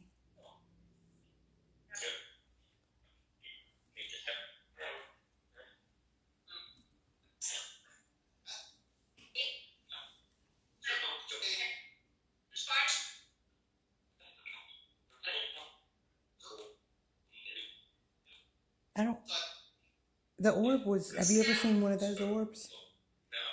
I've had videos in here where I've caught a lot of orbs coming around when I was doing the session, but it was the kids kind of darting around and nothing bad. But so it's not surprising to see an orb in here, but also there's a lot of cat hair flowing around. But This was kind of funny because it went from. I was trying to get it on video because I was taking pictures at first, and I think I might have gotten a picture of it, but it just kind of went. I just wanted to do it again. Does it surprise me?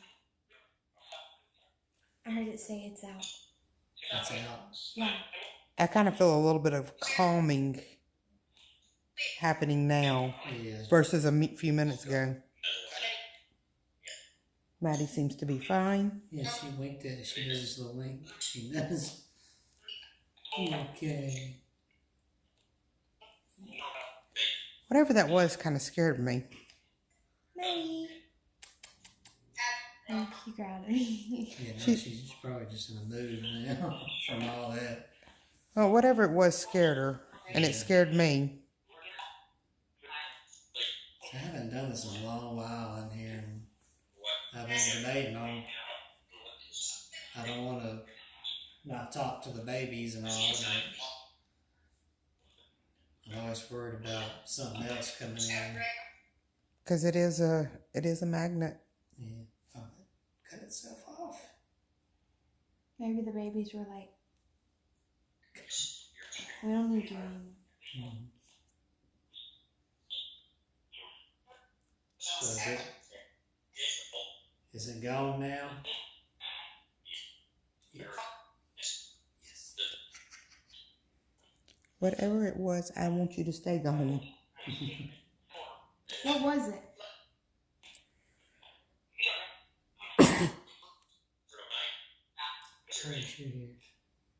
Demon.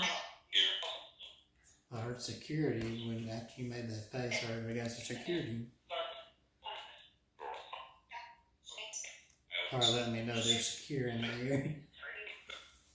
Yeah, but like the deeper one, it was demon or something sounding like it. I thought I heard the word evil a couple of times. It's an act. Please keep the demon out, the evil out, in the name of Christ. Kevin, I'm throwing you some fresh holy water. What was that? That was my computer. I'm a little on the edge now, just a little bit. I don't like seeing evil stuff. I don't mind. I'll get some water and go right. Yeah, just for safety. Why are you doing that, Cameron? Excuse me, man. It's okay. You're okay.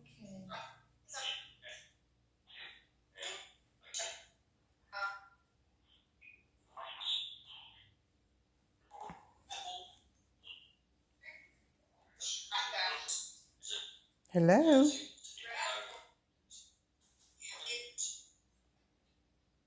Are you here?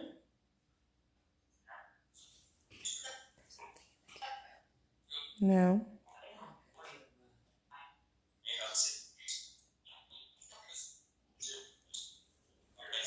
Darkness. Did you hear? Mm-hmm. What did it? It said darkness. Whatever that. Peace out. Yeah, peace out. Okay. Whatever was in here is gone. Let it be gone and not come back. In the name of Jesus Christ. That's a Be gone. judging. Hmm? I heard a voice say not judging or something like that. Hold the camera right there. Yeah, it said it again. It said not judging.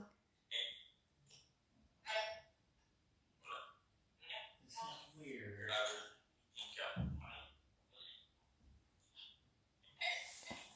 It said Roger.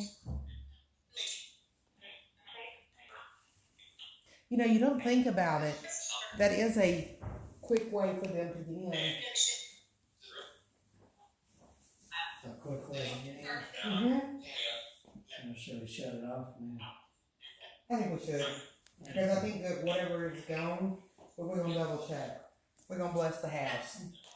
Alright, all spirits back away. I'm gonna shut this off now. Thank y'all for talking to us. We'll count down, so y'all back away.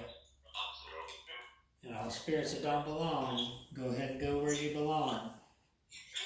In 5, 4, 3, 2, 1. There we go. You want to show me what tap that is? That sounds better than mine. Here, Mama. It's X12. I think it's like $2 or something. It had a lot of good ratings and Kim uses it. Not holy water. See, I walked right by her and she didn't do anything. Yeah. I mean, she didn't do anything. That's just weird. There it is. It was not there. So Hey, you don't get anything off that doll, right? I haven't, but I've been here a lot. I don't get a lot. You mean off the doll in the box or this one? That one. This one? Mm-hmm. I mean, there's a spirit there. Cherie had it for a while, but whoever it was just wouldn't talk to her. Could that have been what it was? Trying to get our attention? It could be. I don't know.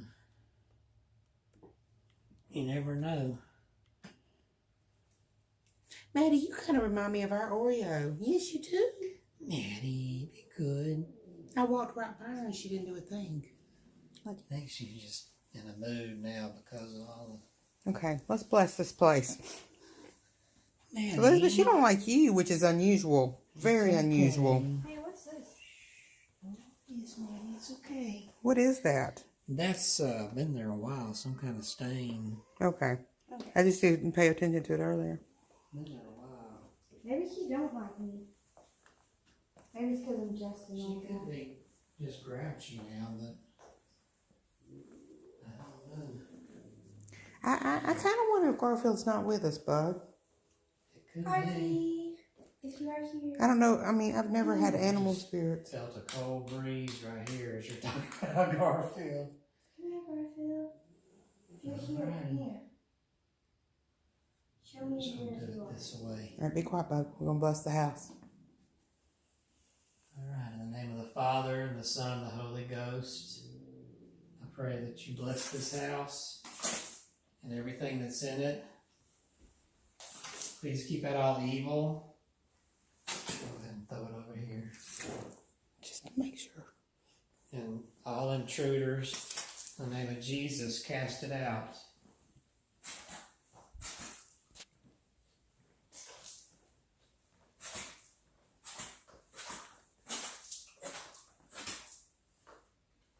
Just in case.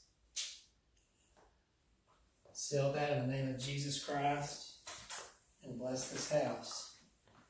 My wet streaks on the wall. Where is she? She's right here. Watch out, Maddie. I better do this. I don't spray the electrical. In the name of Jesus. Bless this house.